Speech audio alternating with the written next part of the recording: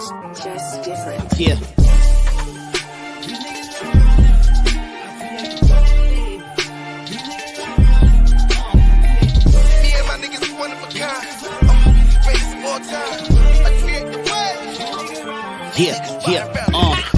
Fuck it, I'm stuck in my ways.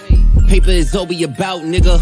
All that beefing for the lame dudes. They just be running their mouth, nigga. Had me call a Brook and Rumble. Had them grimy niggas run up in your house, nigga. Cannon all up in your mouth. Ugh. Rick James on your couch. Whoa. Cheddar bang with the cloud. Oh, Barry Blue with the account. Oh, only losers talking down, but looking up to me when I come around. That's why I got the crown. These dudes ain't ill, rapping they frail, nigga. That shit I can't feel, lacking the skill. I'm sleeping on rappers like Bill after the pill, yeah. Fuck is on your mind, boy. Came back to put you niggas back in line, boy. Get a good looking niggas on your side, boy. Oh, bitch niggas, whole click a bunch of tomboys. God, Staten Island, yeah, it's mine, boy. I ain't trying, I just do it on the side, spit a guy. How y'all in the booth all day and still playing catch up? You ain't even got a job. Defeat these niggas in my leisure. Beastin', rest in peace when I'm on that feature. Beastin', he's rapping, immaculate, feed him. Niggas G'ing him if they saying they seeing him. See me and my niggas one of a kind. Probably why everybody be so mad at us all the time. I ain't aiming at nothing, I'm just detonating the bomb. It's a brand new line since we messing with niggas' minds. Fuck around and have a Billy in a Pico. Just a rego for a grip. Leave a nigga stitch on the lead low. To me, you niggas is fruit of the loom. They keep it brief though. We on leave a nigga reformed. I ain't meek though. See all of my niggas riding in the streets though. None of us ain't doing Willie. Start up on you like a hilly. I'm up in the semi, no bluff. It'll lift a nigga up. Try to tell a niggas that I be the one with the wave. Got a little shorty with the pose. In the stage, all my niggas black and with the white. A bunch of renegades. You ain't with the action on my life. You niggas just a rage. You ain't gotta ask them with the shits, nigga. Messing with the flow, cause tell by how I flip, niggas. Stepping up the medication, get a dish, nigga. Barry with the bat, just hit me when you need a hit, nigga. Known fact, I'ma knock it out the park. CVS is lighting up the dark, you don't wanna see the spark. Pop a nigga, let us see the twirl. You can have the Allen, nigga, I'ma need the word. Known fact, I'ma knock it out the park. CVS is lighting up the dark, you don't wanna see the spark. Still gon' do it, give a fuck about who do it first. You can have the Allen, I'ma need the universe. I create the way. These niggas ride around it. I create the way. These niggas ride around it. I create the way. These niggas ride around it. I create the way. These niggas ride around it. Yeah. Chill, Zari. Shakalaka. Boom, shakalaka. You already know what time it is. It's Friday. It's Who Run the City. Tea time. Big Fin Breezy. You already know. Oh, man. I got it. All right. So, boom. All right. Before we start, yeah, I mean, you know, last weekend we did the Knicks versus Nets fan games. You know what I mean? It was a dope event. Shout out to everybody who pulled up and had a great time. You know, a lot of people there were saying it's like you know, having like a family reunion almost, and that's dope. You know what I mean? That's what the reason what we do it for. You know what I mean? And that's fire within itself. I need a lot of tissue, not just that little bit. Yeah. Yeah, so shout out to everybody who pulled up because that's dope, and that's what the reason what we doing it for. You know what I mean? And in light of that, shout out to everybody in the comments. I see Big Fan Breezy posted in the comments. Thank you. Shout out to my guy Kev, Fraz, Taji. Yeah. I haven't Let seen them know, Angelo. Haven't seen Yeah. minute. Angelo, Marlon, I see you on the YouTube check-in. Yes, sir. Like, son, hit that like button, man. Hit them likes for us, man. Subscribe to the page, man. Like, share, and subscribe, man. Yeah, We taking calls today? I see you ain't got the number thing on there. yeah, probably. Hold on. I'll fix that in a minute. So, you know, in light of all that good stuff, yeah, I mean, in the kumbaya that was happening, you know, we was really out there to play basketball. And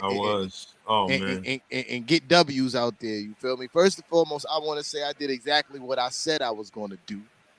I wasn't taking no L's, and I left the park 2-0. You feel me? I was tired after me and Big Fan Breezy game, so I couldn't play no more because it was bad, bro. But I did what I said. I wasn't going to leave with an L on my record, and I didn't. Press that like. So we about to be a Big Fan Breezy is about to discuss the game. We about to put the game on the screen, not the whole game, because people who know who was there, dude, that game was a very long game. Pause, right? So I did a little bit of editing and shortening the video to only the baskets made. You feel me? So we can get through this quickly. And me and Big Fan Breeze gonna commentate on the game that I won, obviously. But yeah, here we go. Obviously, it's tied 1-on-1s. Listen, it's 2-1. You get on the court, that goes on your record. You can't pick and choose when stuff don't go on your record, bro. You can't do it. Ty West But anyway, and Kev, it's a mismatch, man. So look, right? Check I ball. beat both of y'all. Ty West never beat y'all. I gave Big Fan Breezy the ball first because he won our last game, our last 1-on-1. You know what I mean? So it wasn't even a shoot for the ball situation. You got it. You know what I mean? Yeah, it makes sense. And I was ready for work. You see, I played defense off rip. You know what I mean? Mm-hmm. And that was a tough bucket. I ain't gonna hold you. You know what I mean? That was a tough bucket. That definitely wasn't my first bucket. I remember my first shot. That definitely wasn't my first that was bucket. it. That was your first bucket. No, I mean my first shot. It wasn't my first shot. I don't remember making the first shot that I put up. You did make the first shot you made, yeah. Oh, word? Yeah. And I was like, oh, he's not going to come out here and think he's just going to have it easy. We're going straight to the bucket off the rip. You know what I mean? We're going straight to the bucket off the rip. I've been known as a hack. I'm not a hack. I watched the defense I play, and you said I knocked you on the floor, and I watched that play, which is going to come up. Hopefully you didn't misedit that. I didn't knock you on the floor. You tripped. That's all that happened. Yeah, so I pulled up jumper. You know what I mean? I tried to go back to the rack. You know what I mean? Shout to Fries Tash, man. We wanted you to be out there. I see you. Yo, what happened to the sound? I know there's some sound on this video, unmute video. Yo, I can. Oh, hold on. I got you, bro. I got you. It's still 2-2. Okay. There we go. I got it. Going right. Oh, with the spin. Oh yeah. Spin. We He spinned on you. Yeah. Chisel dog. Okay. Yeah. Oh, he said okay. Yeah. Oh. Oh. You know, as I'm starting, okay. I shot that shot. I was like, yo, I was trying to shoot over him. He tall, man. Like, Big Fan, I can't say that. That's my Big Fan Breezy. His arms is long and he's tall, bro. Like, the only defense I didn't play is when you made that game winner. That's the only play I ain't play defense. I was mad as hell. I'm still mad. Oh wow. I'm still mad, yeah. man. In the edit, I was gonna put the number of air balls in the corner, but I forgot. So we could do that. Oh, that's one. That was crazy. I figured you was gonna do that, and I counted like 10 to myself. Wait. Yeah, that's one air ball. But at this point, I could already start feeling I'm getting tired because I'm old and out of shape. Okay, he got a piece of that. When I was playing, I felt I don't know. I felt it was 3-2. I knew it was gonna be a tough game. I knew that at 3-2. What's the score? I think it's 3-2. Like I knew that was gonna happen. I knew you was gonna go to the basket. I knew the backboard. But yo, I couldn't understand why I was missing so many shots. Like, yo, oh my god, like easy shit that I usually pull up and make. Like easy shit. Always. Yeah. Taking it right on. And last game, Yeah, you know, when we played, I that's 3. Yeah. Last game we I played. could not believe this. Like, I could not believe I was. Yeah, last game we played, I knew I shot too many jump shots. So, like, in the beginning of the game, my intention was to get to the basket. But then I started getting ridiculously tired, and I cut out all the garbage time because we was at 4-2 for like a good 8 minutes. Nah, I ain't mad. I'm mad I shot so many air balls. That was pretty. Okay.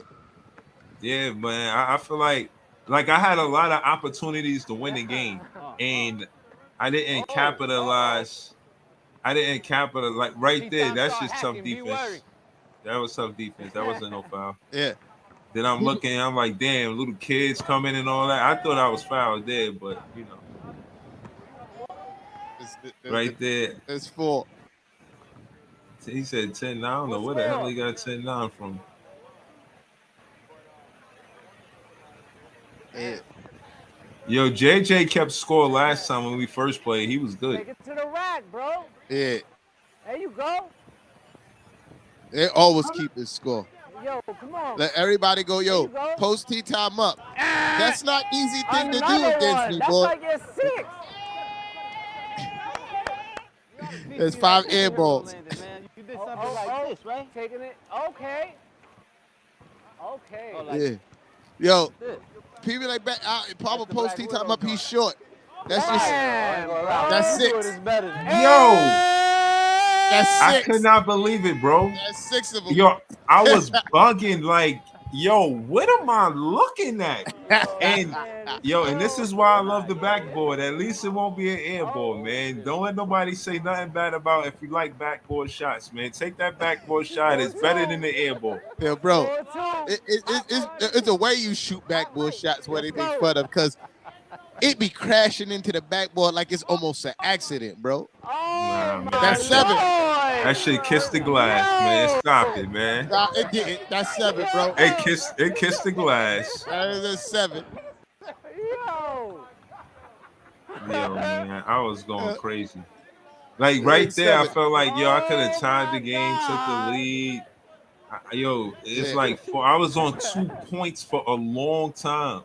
And I'm already tired. You could, my whole demeanor is saying that. Look, I'm tired already. Uh-oh. Tea time ready. Bam! That was a good shot. Yeah.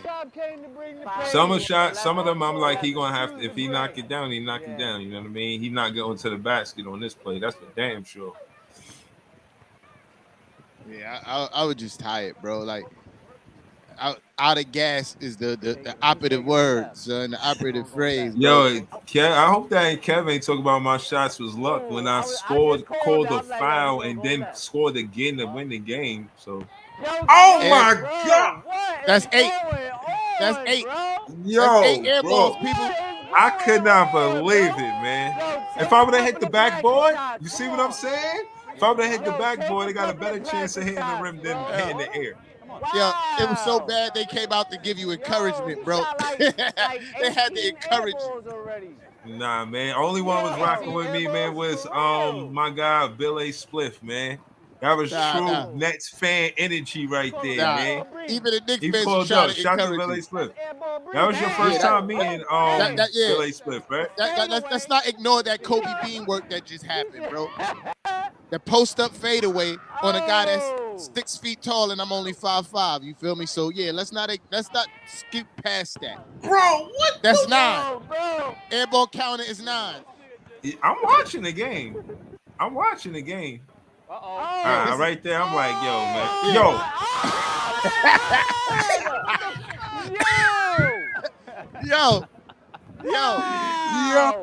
Bro, I was going mad.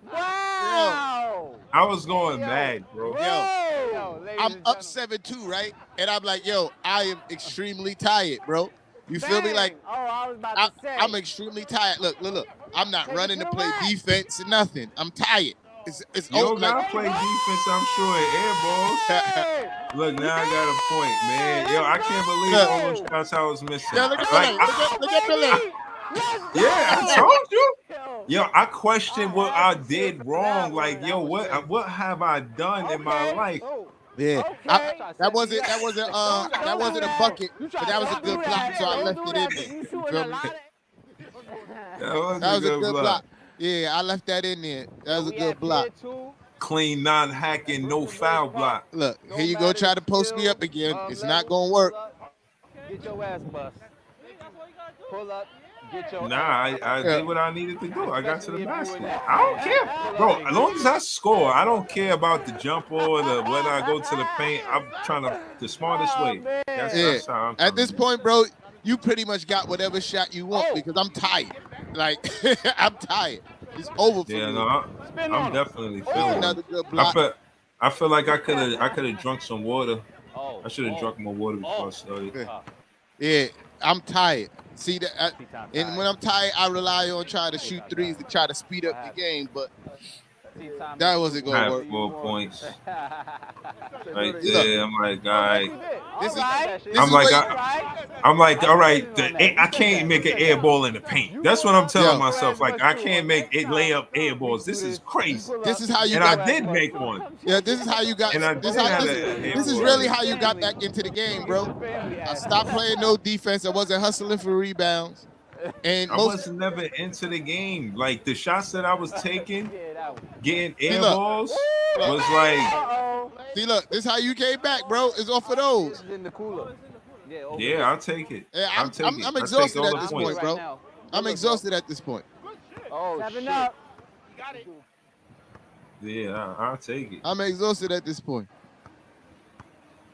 Yeah, nah, I feel it too, but I'm thinking about it, but all that criticism about the fucking timeouts, man. I'm not even thinking about how tired I am. Nobody care about that shit.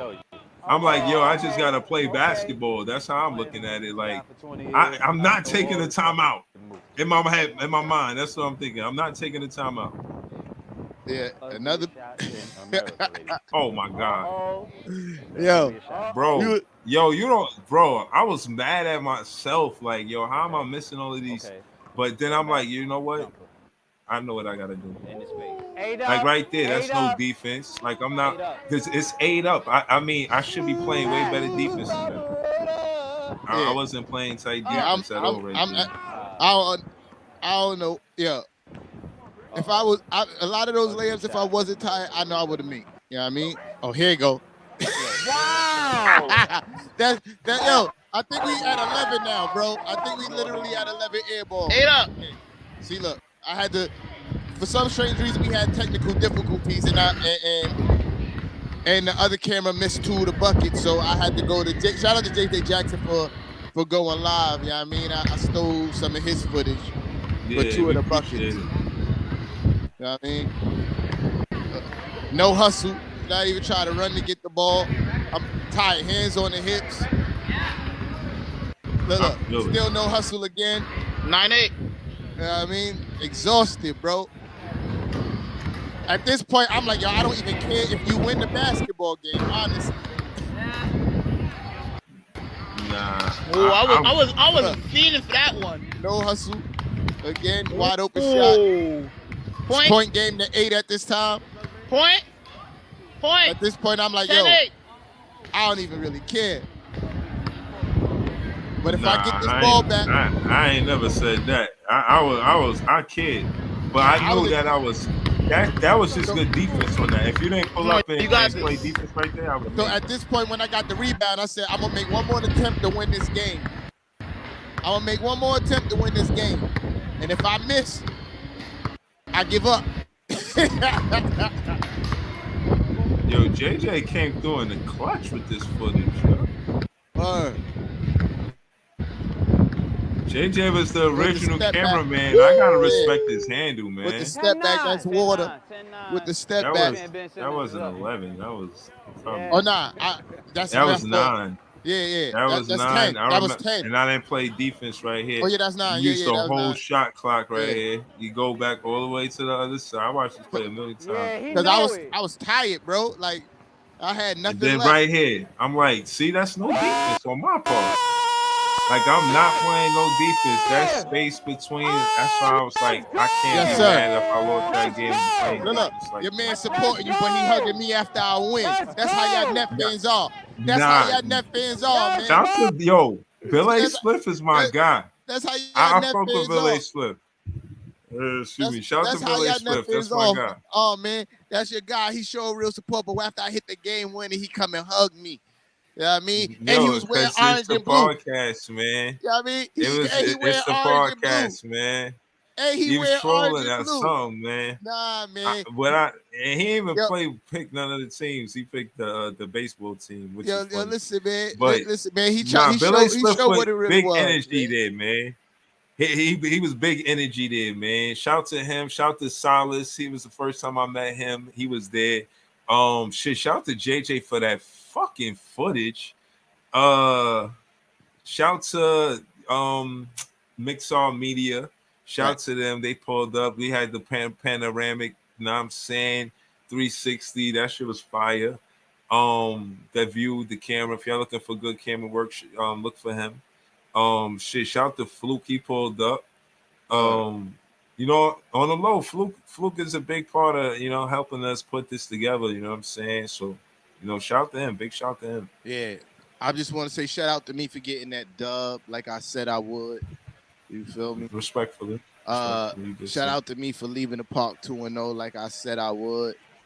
And yeah, shout out to everybody that pulled up. But yeah, man, I'm serious, man. You're never gonna beat me in basketball again, son. It's not gonna happen. Yeah, I think well, y'all can count the game with Ty West, but I feel like it's a I beat you and Kev respectfully one time apiece in a one-on-one. Y'all beat me once, I beat y'all once.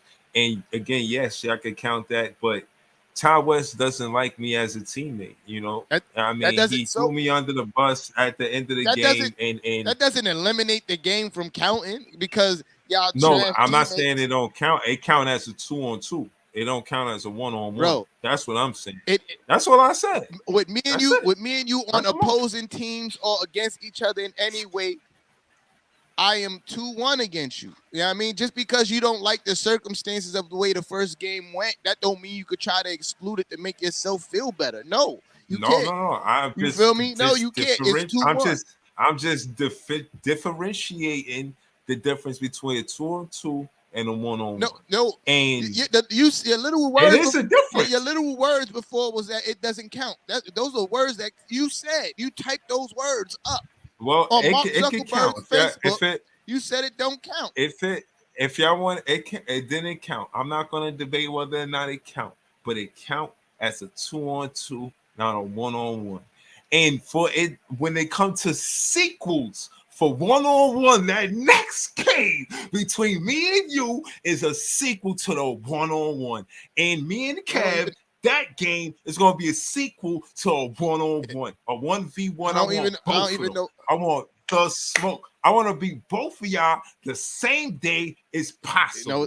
I know it is. I'm going to tell you why it's impossible. It's very possible. I'm going to tell you why it's impossible. It's possible. Because you're never beating me in basketball again. You feel me? Like I think I am. Never beat. I think I am. I can see how I lost that game and go over the footage like we did and say, yeah, I could definitely win that game. I don't understand how. Yeah, confidently. I don't understand how, because the only way you got back in no air balls. The only way you got back the only way you got back into that game is because I was tired and I wasn't hustling for rebounds, and you scored about like 6-7 points off of just putbacks.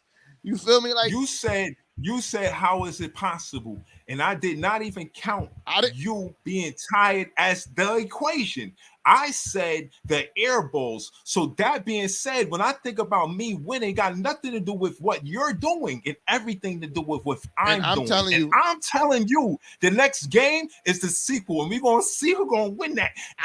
Any net fan out there that want to be a 2-on-2 partner with Big Fan Breezy to go versus Kev and T-Time, please let me know. Jump in the comments. Put a number 1 in the comments. I'm looking for a teammate to verse them two. I want the smoke. Listen. I want the smoke. Listen, man. Oh my goodness. I might as well be sitting here with a crystal ball, because I'm telling you, you're not beating me. If we play, you're not beating me ever again, bro. Yeah, I mean, like, I'm really serious about that. There's no way in the world you're gonna beat me ever again in basketball. It's not happening. Not happening. Especially 1v1. Especially 1v1. It's not happening, bro. Yeah, I mean, I don't think that you understand that I'm gonna win. Like, that's what you don't understand. Like, I'm coming there to win. I don't think you get that part of it, bro. Like, bro, I'm going there to win. Listen, like, I want the sequel, man. I want the sequel. That's what I'm saying. I want the sequel. I want the sequel. I get that you want to win. You feel me? I get that part, that you want to win. But I'm telling you, you're not going to. You feel me? You're not going to beat me in basketball as long as you live, bro. Like, as long as I'm on this earth breathing, you're not going to beat me in basketball again, bro. You got to realize I beat you. Like, all right, so in my mind, right, because I beat you before when we played the first time ever after you was talking spicy for 3 months, right? The reason why I feel like I could beat you is not only because of that game. It's because of the fact that, and it ain't because I'm taller than you.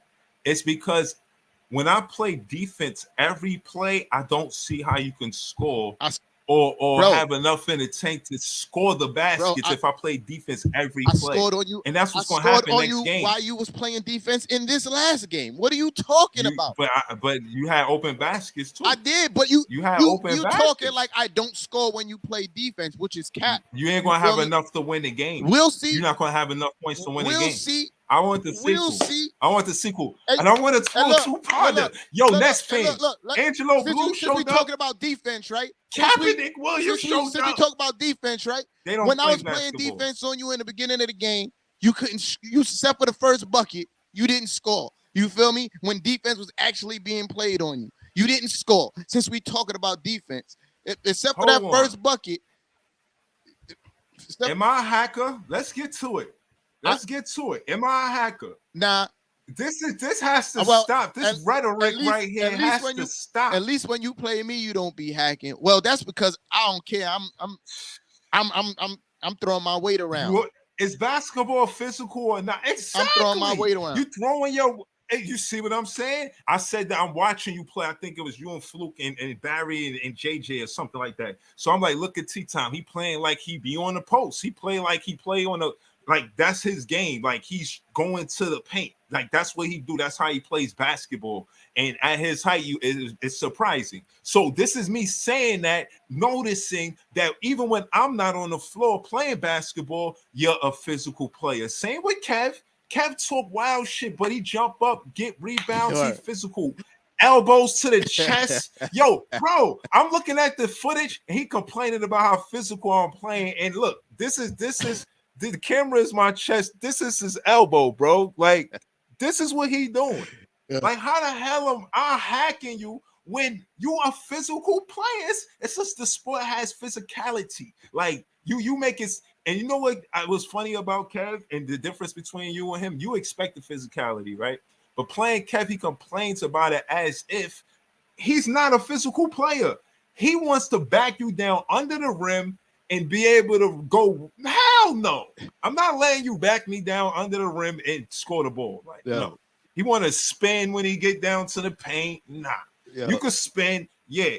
That's why when you see, I'm not jumping up at him, going up and getting blocks. I'm getting strips because I'm going after the ball. You see what I'm saying? That's defense. That's technical skills. You know what I mean? That's you know what I mean? The basics. Yeah, this is what I'm saying. I'm not a hacker. I don't want that on my jackets. I don't run around saying I'm a hacker, man. I play great defense, man. Stop.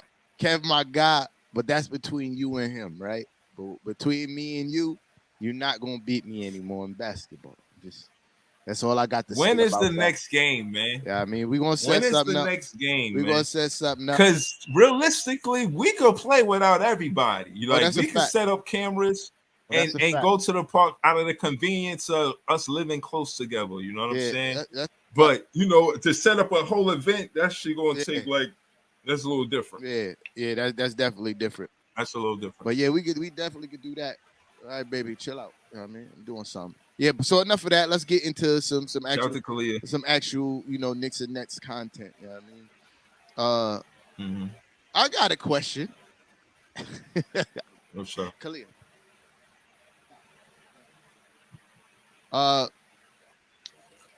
Instead of going after a big name, which I'm pretty sure we all know y'all need, Chioza?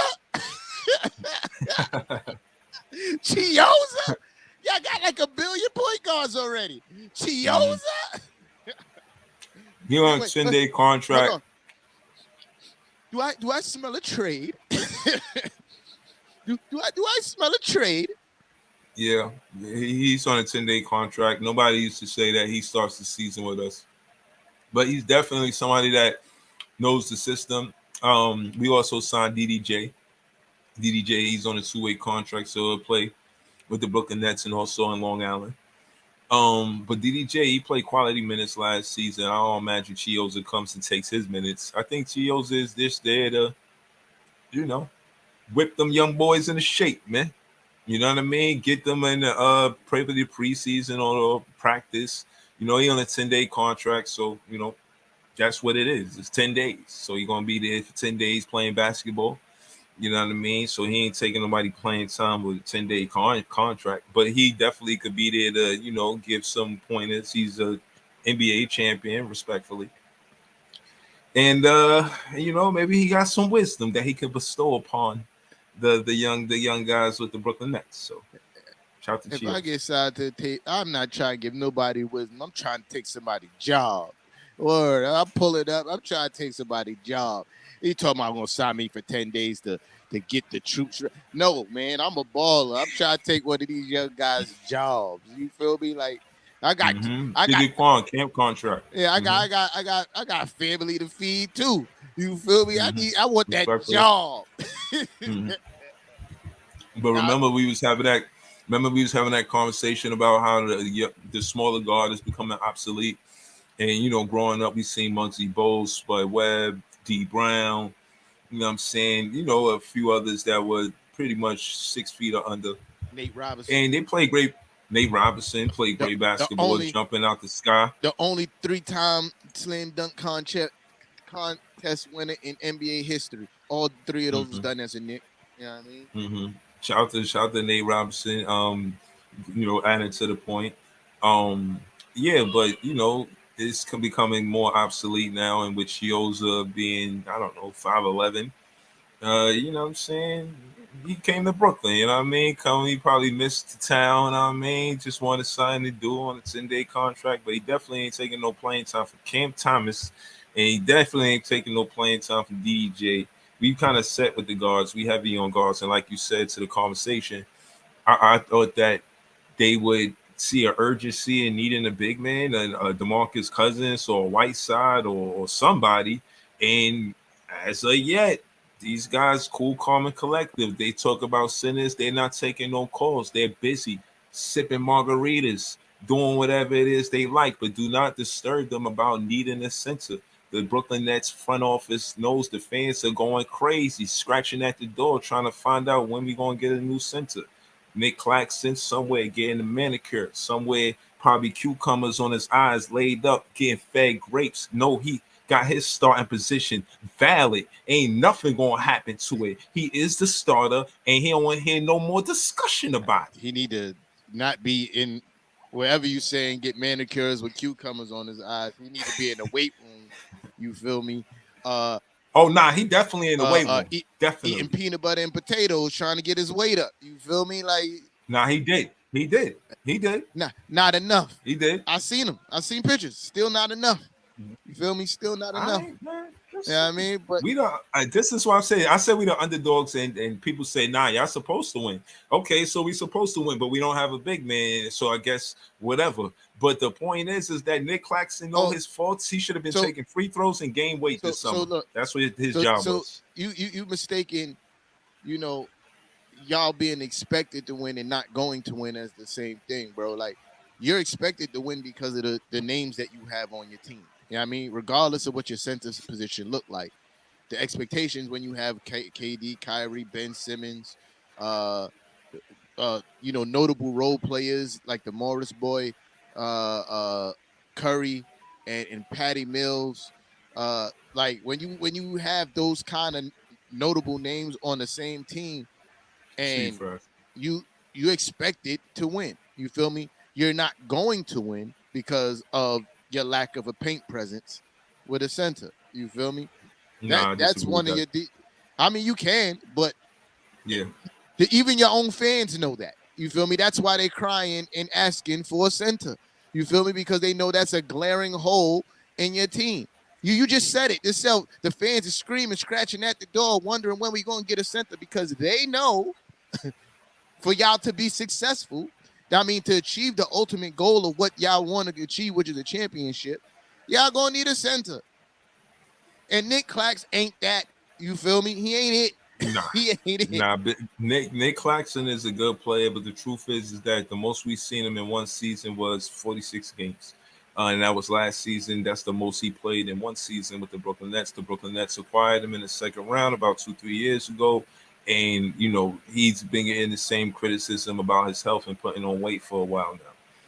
He put on some of that weight, and hopefully he's been getting his free throws up as well. So in the summer, seeing pictures of him in the gym working out, again, fans want to see that because they gave him the bag. We could have gave it to Bruce Brown or whatever, and they gave Nick Claxton the bag, and they confident in Nick Claxton, and again, all the fans clamoring for a center. Still the big pause. The we got a lot of wings. I'll put it like that. You could say, Markeith Morris is a four. So in a nutshell, I feel like we got like threes and fours this offseason, for the most part. No fives. Yeah, and we even got a guard in Chioza. So this, I think the fans want to see more centers, and rightfully so. I did too. But when you look at who out there for quality, we could have kept LaMarcus Aldridge. Maybe they feel like he can't run. But right now, before picking anybody, we got Day'Ron Sharpe and Nick Claxton, and I feel like that they have something to prove. I think they're going to play well. I'm curious to see how Nash has them in the lineup. I think he's going to be way more open to listening to Kevin Durant after everything that happened in the summer, in the offseason. So I anticipate Day'Ron Sharpe averaging a double-double. He's a center for the Brooklyn Nets. And I imagine Ben Simmons will average a double-double. He'll have 10 boards or better. I look for him to have 8 to 10 boards a game. And I imagine Nick Claxton will average a double-double as well. So, with the players that we have, and with all the fans saying we need a center, we got 3 guys that could give us 10 boards or better a game. So there's that as well. So maybe the Brooklyn Nets are right for being confident in those guys. So do you think that they won't sign Boogie because and Nick Claxton hasn't played half of a season since he's been in the NBA. So you think they're satisfied with that? They must be. Why go after all of these wings before center? Why not get McGee? Why not? When the trade thing started, it was a lot of quality centers that got signed. Because I think your front office is low-key trash. That's why. They got there was a lot of centers that got signed, and Sean Marks, he got Jared Allen, so I know the relevance of a big man, and seeing the production that we had from Jared Allen when he was here and what happened after he left. We didn't keep Drum. So my thing is, they made Nick Claxton. They made up their mind that Nick Claxton is a priority for being our center going forward. If they let go Jared Allen, and then to fix that, got Drum, and then let Drum go as well. And he didn't take a crazy bag from Chicago. We could have gave him that, I imagine. You know what I'm saying? We could have matched what Chicago was offering. So we let him go. And again, emphasis on the confidence that the Brooklyn Nets got in Nick Claxton. They gotta be confident. Why else? Why we would let all of these centers leave and keep Claxton? Out of the team we were building with Sean Marks, the 2 players that are left are Joe Harris and Nick Claxton. So the front office sees something in Joe Harris and Nick Claxton, and they're going forward with them. They're talking about Joe Harris, him being 100% healthy, and what he's going to bring coming back to the team. And to land the plane, I'll say Joe Harris in the lineup makes us a big team, like the Milwaukee or Toronto, like I said prior. And those are the key matchups, especially Toronto, because they're in our division, and especially Milwaukee, because we might see him in the Eastern Conference Finals. How can you say they got to be satisfied with Nick Claxton and he hasn't shown that he can even stay on the court? That's not something I would be confident in. You feel me? Like when say for instance, when the Knicks saw that Mitchell Robinson was having health issues similar to Nick Claxton, what they did, they drafted a backup big man. Even still, after Mitch showed that he could be a little bit more healthy, what we do, we go sign another backup big man for Mitch. And so we're not just depending on Mitch and Sims. Now we got Hartenstein, Mitch, and Sims. Yeah, I mean, just so we could be solidified at that position in case that man who hasn't proved that he could stay on the court, I mean, for a substantial amount of time. I mean, if just because he hasn't proved that, we have backups for that. And the Nets is not even taking that precaution because now, God forbid, Nick Claxton do what he always do and get hurt. Y'all left with DDJ at center. That's it. You mean Day'Ron Sharp? Oh, I mean Day'Ron Sharp. Excuse me. Y'all left with Day'Ron Sharp at center. That's it. Like y'all just gonna play. Y'all gonna play him 40-something minutes every game if Nick Claxton go down. Like that don't even make sense strategically. Even if they all confident in him, strategically it just doesn't make sense. I mean, I vlogged that in my vlogs. I say that they should go get a big man, and I thought it was vital. You know, I wanted to get Mo Bamba, to keep it real with you, in McGee, and it was in the nutshell. Those are the two that I sought after most. I had said other ones, but those are the two I really felt would be good for the Brooklyn Nets if we were going to get a serious five. They didn't do that, but that's what I was vlogging. So they don't always do what I'll be wanting them to do, you know what I'm saying? But seeing Nick Claxton play, yeah, I could see why they're confident, but he did miss a lot of free throws, you know what I'm saying, in the playoffs. So that's kind of like not good, you know what I mean? So I just feel like, you know, it'd have been nice if they went out and got another center. And they didn't. They got more 3s and 4s. And I guess I see what they did far as height. We're a taller team from last season to this season, so I get that part of it.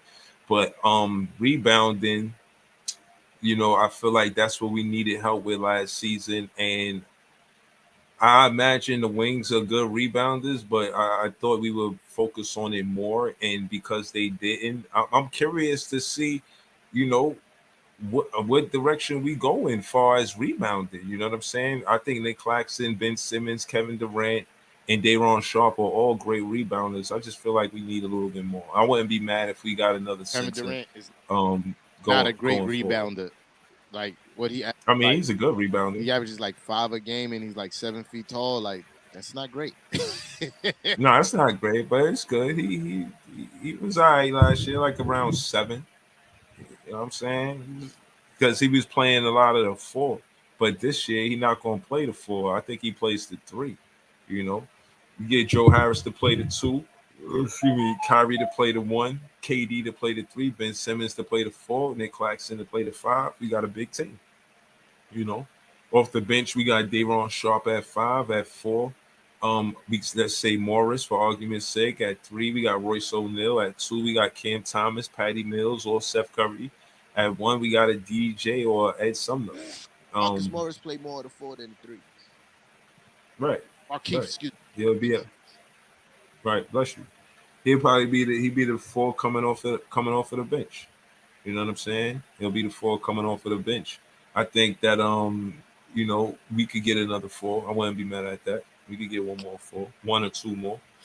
So you know, I think we guard heavy. I don't know if we need Ed Sumner. I hope he ain't there to take Cam Thomas minutes. That shouldn't matter. Yeah. I mean, I just think it was hilarious that even if it is a 10-day contract, instead of addressing the major need that your team needs, they go and sign Chioza no matter what contract it is. That's hilarious. But on to some Knicks shit. You feel me? You know, RJ Barrett the Knicks held a evening with RJ Barrett. I told him. I seen so. Yeah, little Q&A. You feel me? Little Q&A from the fans and Monica McNutt. I love her. And before I start talking about that, let's just talk about the media being outraged that they wasn't invited to yet another event that's made for the fans. You feel me? Like these events are for the fans. They have like the children from the Garden of Dreams Foundation asking questions. You feel me? Like this is what this event is about, and other fans and season ticket holders asking questions, which to me is more important than me sitting there hearing Mark Berman from the Post ask about freaking what's the dude Spider. You feel me? Like I don't care what RJ Barrett thinks about what happened with the Spider situation, which we know that's what the media is going to ask. Like I don't remember watching one of those events that the media was actually invited to, and they was asking hard-hitting questions. That's like, yeah, that's a really good journalistic question you got there. You feel me? I never seen that. And they're upset because they don't get access to these events so they can ask dumbass questions about the rumors of Donovan Mitchell coming to the Knicks. That's what they want to ask because they have no other story. They want to ask about that.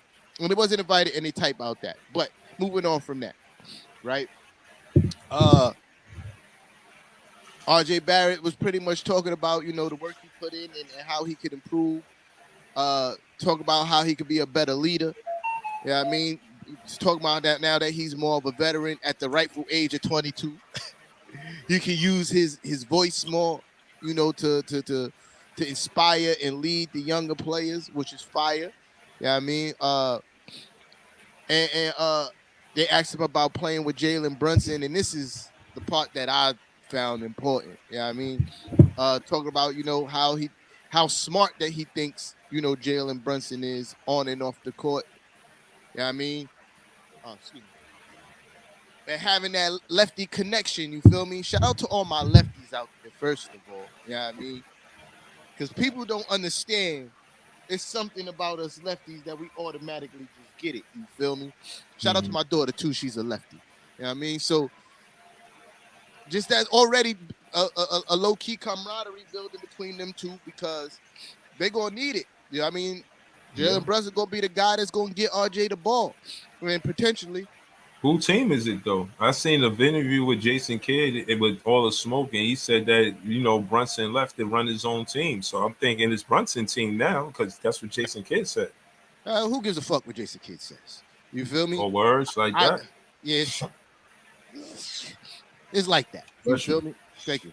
It's like that. Yo, I don't even got to sneeze, man. You making me want to sneeze. My allergies is going crazy right now.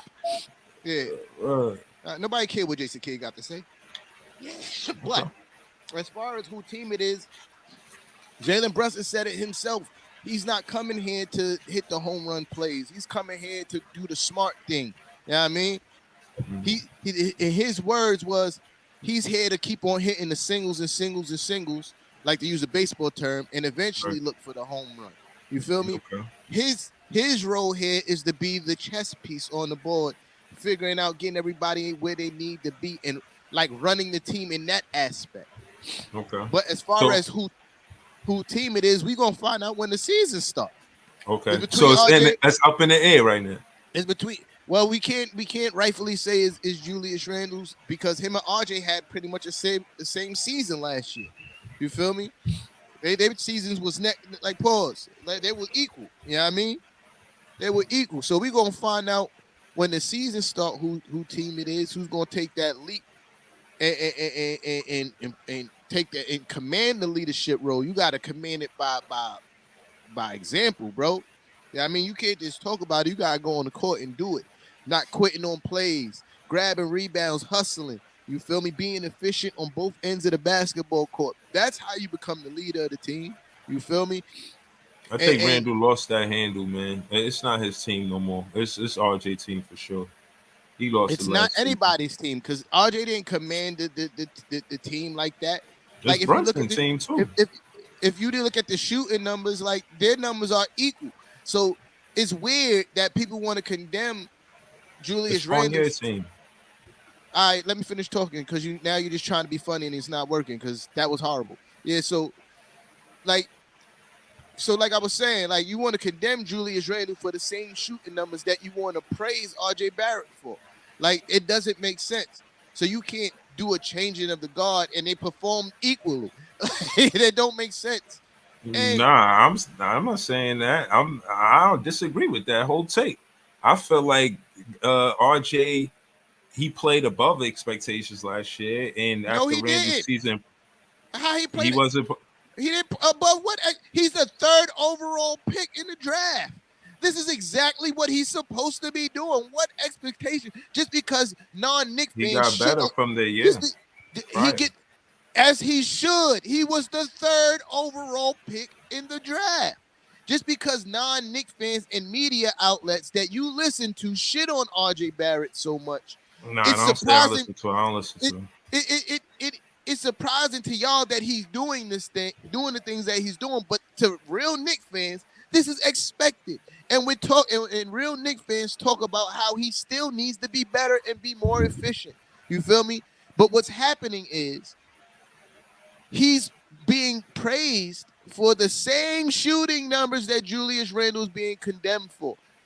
And that's irrefutable. The numbers are there. It's the same exact numbers. Same field goal percentage, same free throw percentage, same three-point percentage, same true shooting percentage.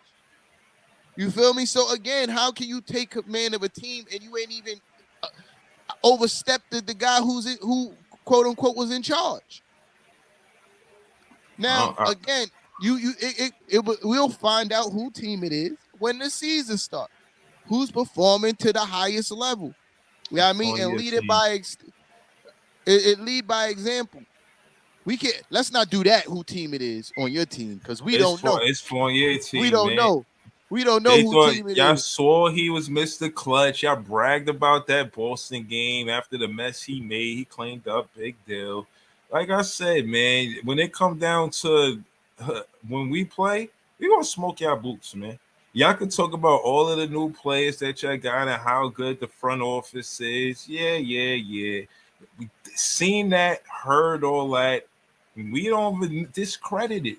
We don't even look at it like y'all wrong for saying what y'all saying. But yeah, y'all don't be reaching expectations, man. What? Like last season. How dare y'all you fix your face? I'm gonna throw my tissue at you. How dare you fix your face and say y'all gonna get reaching smoked, expectations? Man. Really, you, a Brooklyn Net fan, gonna sit here and talk to me, a New York Knicks fan, about reaching expectations, Mr. 4 games and we out of the playoffs, Mr. Not making it to the playoffs. That was the expectation? No, that wasn't the expectation. Nah, so but we made the playoffs. Y'all was supposed to go to the playoffs too. Not making it to y'all didn't go. Not even making it to the Eastern Conference Finals since KD and Kyrie been here. You talk about not making expectations, Mr. We're going to win the 5 championships in the next 10 years. The expectations, you gonna fix your face and talk to me about expectations. Yeah. When I said that, I was valid when I said that with the roster. When your organization is consistently over the Kevin Durant tenure failing drastically short of expectations. When the expectations is championship and y'all ain't even sniff the Eastern Conference. Y'all didn't even sniff the Eastern Conference Finals, and you talking about me about expectations and not. Hush your mouth, man. Hush your mouth. Like I said, man, y'all supposed to expect y'all to run the city. You know, y'all don't do that for one. Oh, we do still. Still to this day. We definitely running the city. Like, and as far as expectations, right? Because I had this conversation with a Lakers fan. So y'all expected to run the city the same way the Lakers is supposed to run California, but the Lakers don't run California. So case in point is Golden State run California. The Lakers don't run California, not as a late. Bro, you could go to franchise. Yes, they're dominant. And I'm saying this. And I told this Laker fan this too. Shout to the locker room. This is the Laker fan I'm talking about. He got a dope show. I was on there. I was cooking. They said I was getting cooked. Y'all should watch it. Y'all can debate it, agree or disagree. What I'm saying is the difference between the Lakers and the Knicks is 15 championships. The Clippers got 0. We got 0. But it ain't the same. You know what I mean? You can't. 15 championships is the difference. And when it come down to just head-to-head matchup, the Lakers win that versus the Clippers as well. So they went the championship matchup and they win the head-to-head matchup. But what's interesting to say, from 2012 to 2013, the Clippers have been beating the Lakers in head-to-head matchups. So I said that to say there are differences, definite differences between the franchises, the Lakers and the Clippers, opposed to the Knicks, and the Nets. We win head-to-head matchup games. Shout to Mecca versus Barclay, but we have more home game wins. Also, y'all got 2 championships, and 2 championships is not the same as 17 championships. It's not. You comparing us to the Lakers, and I'm comparing us to you. No, I wasn't. That's what he was doing. I was just breaking it down. I didn't do anything. I didn't compare that. That's not my take. I don't care about his take. That's his thought process. You feel me? Clear, chill out. I'm talking. That's your problem. Yo, so again, that's his thought process. Don't try to weigh his thought process on me. I ain't say none of that. What I'm saying is we have two, you still have none. So don't talk to me. I don't care how long ago it was. I don't care what happened. You ain't bring no hardware to the city. There's no trophies, not even I mean, not as the Brooklyn Nets. You got some Eastern Conference trophies as the New Jersey Nets. You feel me? And that's the only two that y'all ever got your whole entire franchise history. You feel me? That's the only kind of trophies y'all got in the Barclays is the New Jersey Nets, Eastern Conference trophies. So when it comes to running a city, one, our fan base is more abundant, and that's undeniable. You feel me? Our fan base is more abundant, and we brought glory. We brought glory to the city, no matter how long ago it is, bro. Y'all didn't bring no glory. Y'all didn't bring no glory to the city. Yo, bro, we brought hope to the city after y'all made it dismal and sad because what of all hope? the losing y'all been doing at the recent. You talking about getting swept in the first round with KD and Kyrie? We took our rightful place of the hope of the city. That ain't no we hope. took our rightful place of the heart of the city. First round hope. That's hope to y'all. That's disgusting. Bro, that's how. We took our right place to run in the city. That's how sorry your organization is. That's how sorry your organization is that y'all find getting swept in the first round by Boston Hope. Keep on getting bounced out of the first round. Nah, we doing better than the team that was here. That's what y'all y'all were doing so bad. That's success compared to what y'all doing. Because that's how trash of an organization y'all are. Bro. Because our sweep is better than any of the shit y'all did last season. No, it's not. So, I mean. No, it's not. It's embarrassing. Bro, how is that better? You know why? This is why I'm saying y'all delusional, bro. Because we going y'all to don't, the playoffs every year. Y'all don't go from now on. Y'all not. You know how? That's why I say it's delusional for y'all Net fans. With the players y'all got, y'all just so happy to be like, yeah, but at least we made the playoffs. We have KD, Kevin Durant, and at least we made the playoffs. Like what? Yeah, no.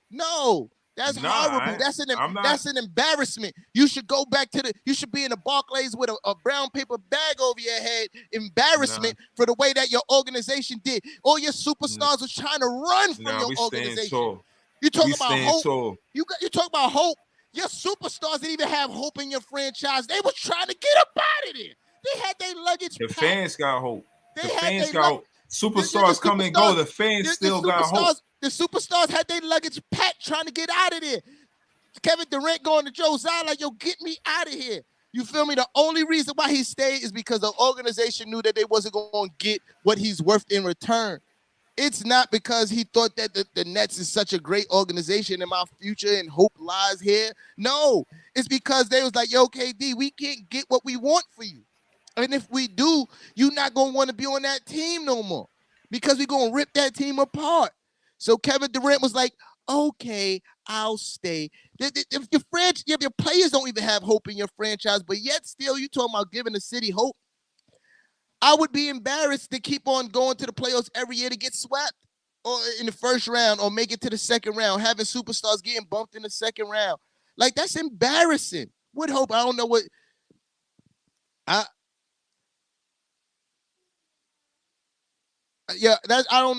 don't know what happened to Big Fan Breezy. You feel me? Because I think that he was capping so much, his internet kicked him off. You feel me? But yo, this man be bugging. Hope, how you gonna talk to me about expectations, dog, and not meeting them?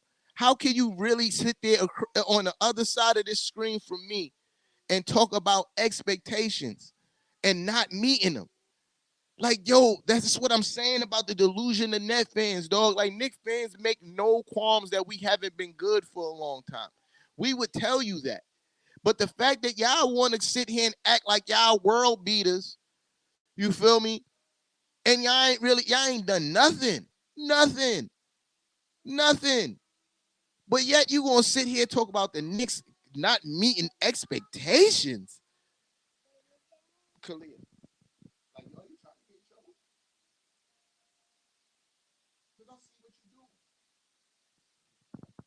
Yo, yeah. So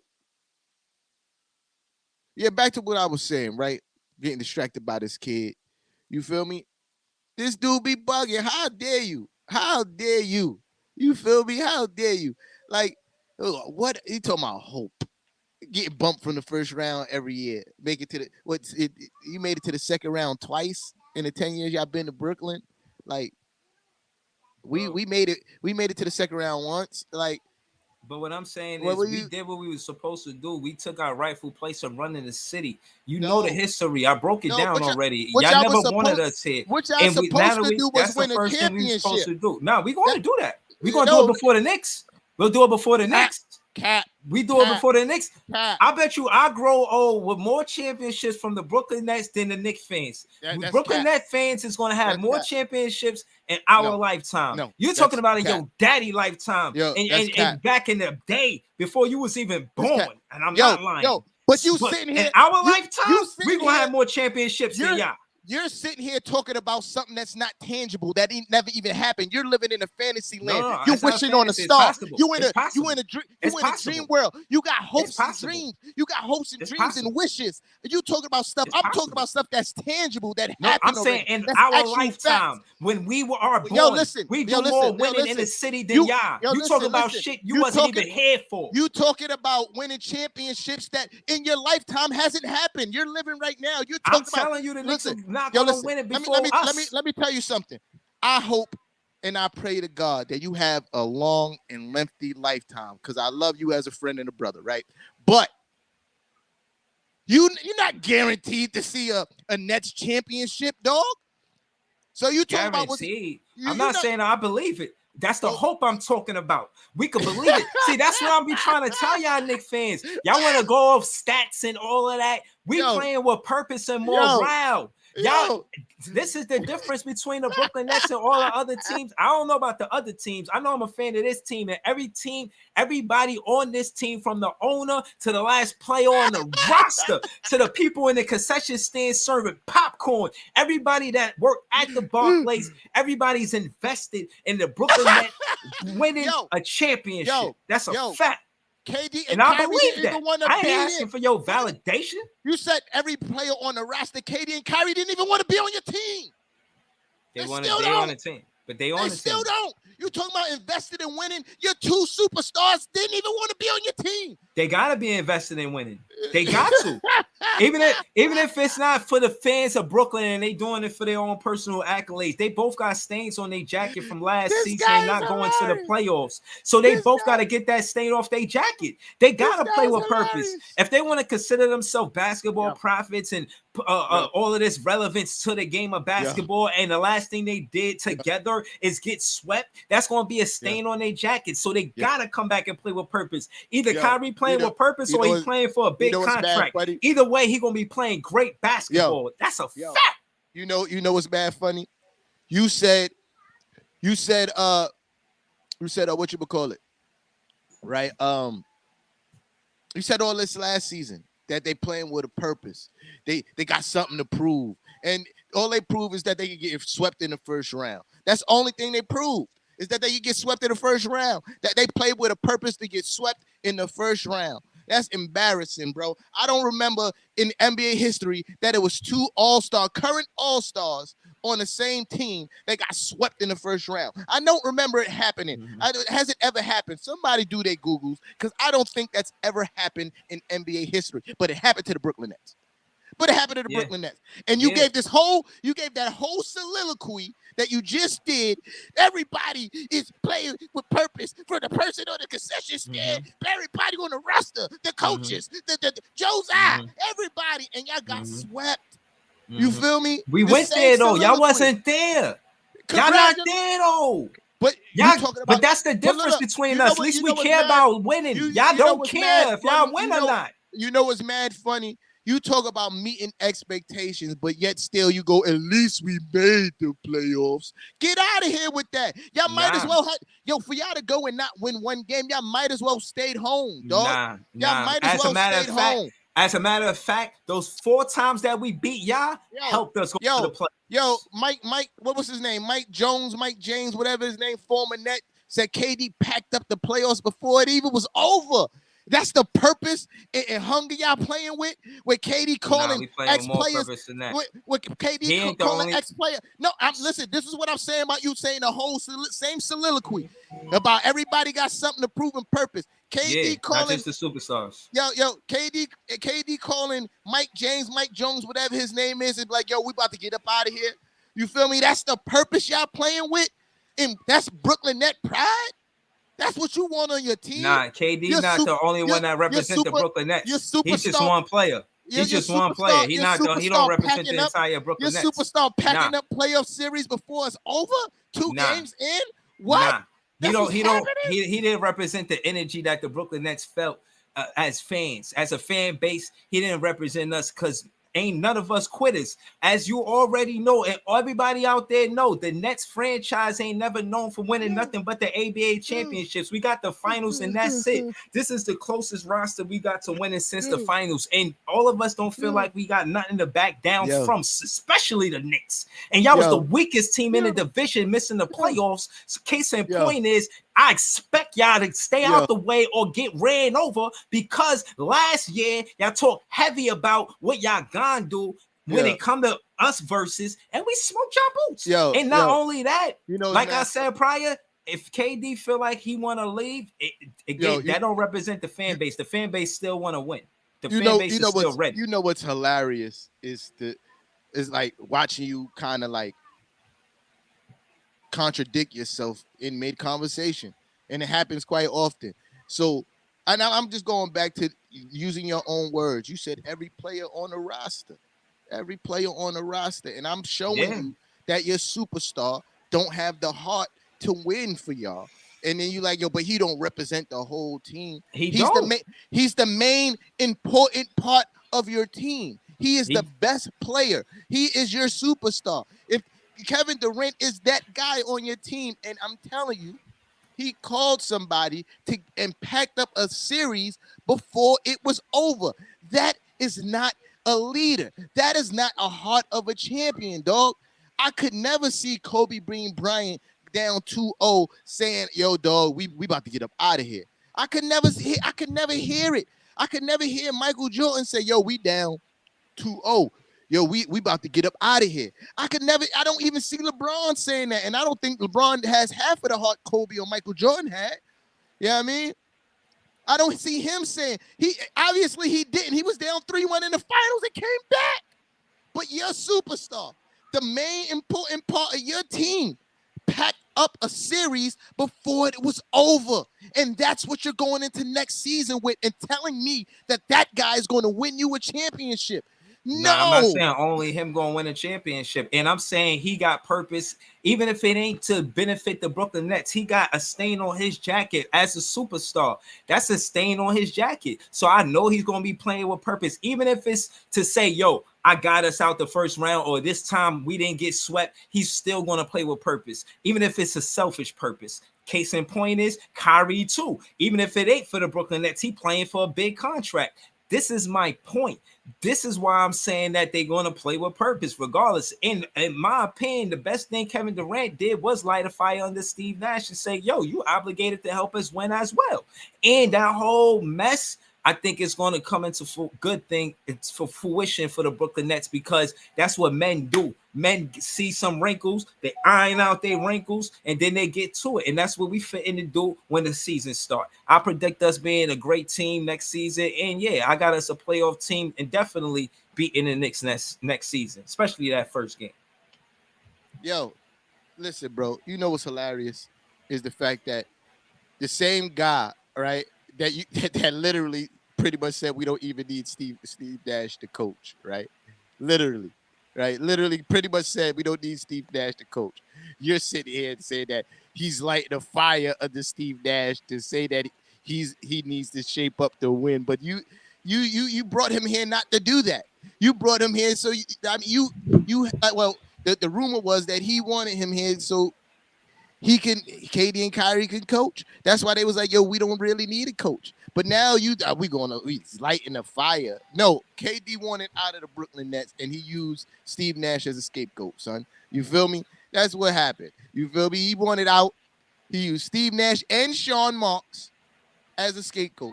You feel me?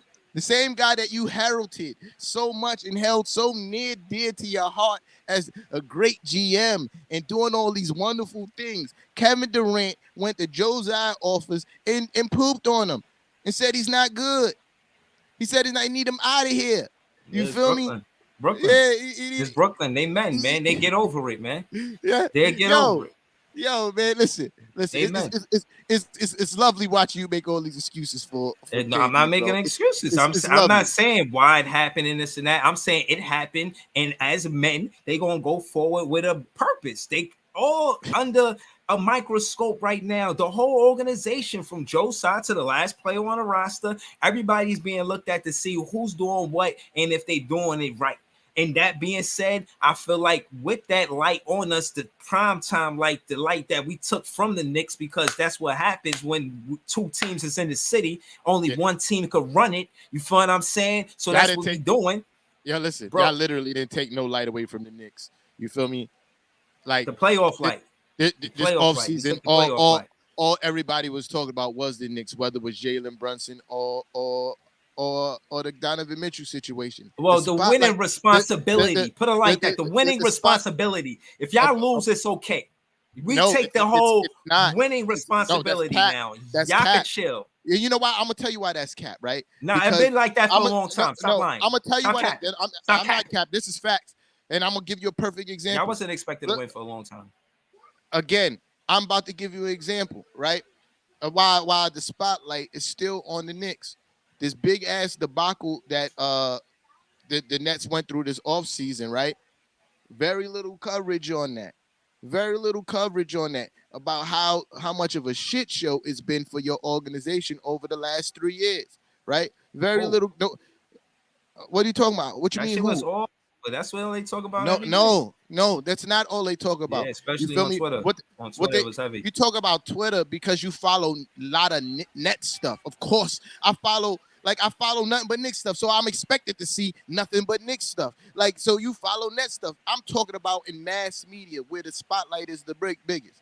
You get little segments. They might talk about KD and stuff, but it's a lengthy conversation about the Knicks all the time, win or lose. You feel me? When we were losing, they were talking about the Knicks all the time, even on how bad, because the spotlight, no matter if we're good or bad, is still on the Knicks. Y'all don't have that same responsibility. Y'all can F up and they be like, you feel me? Like if the same thing that happened to the Nets, this is a fact. If the same thing happened to the Nets this off season happened to the Knicks, bro.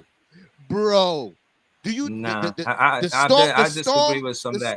The storm that the media, look, and you know this is a fact too. When we missed out on Donovan Mitchell, the way that the media went after the Knicks for just that little thing, because we didn't mortgage the whole team for Donovan Mitchell, the way that the media went after us for just that little thing and kind of brushed over the fact that KD and Kyrie was trying to get out of Brooklyn. They brushed over that. They brushed over that. Nah, we heard a lot of flack from that. And I'm talking, what I'm being specific about is the whole obligated to win now. We took that from y'all. Y'all can continue losing and nobody cares. If we lose, it's a big deal. Prove to you that they care still, because they talk about us all the time. Whether LeBron sent y'all a special tweet like, oh, the Knicks are winning again, like the NBA is supposed to be. Like, that was special for y'all. Because y'all been losing for so long. I know you remember that for us. I remember a lot of stuff, but that wasn't special for us. You feel me? That wasn't special for us. Yeah. You feel me? But what I'm saying is, no matter, you may not understand because you might not watch a lot of sports media. I do.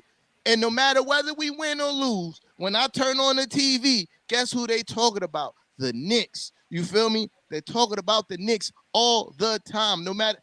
I'm not disagreeing with y'all. They be talking about the Knicks. I'm saying the winning obligation, that part. Y'all own it. It's about us now, not y'all. And look, that's what I'm saying. And y'all still falling short of expectations. You feel me? Like, you got the expectation and you ain't doing nothing with it. But it ain't about y'all no more. Yeah, y'all building to 2024 and 2026 y'all ain't and all doing that. nothing with the expectation. You bragging about having a responsibility, but dropping the bag. What are you talking about? We run the city because of it.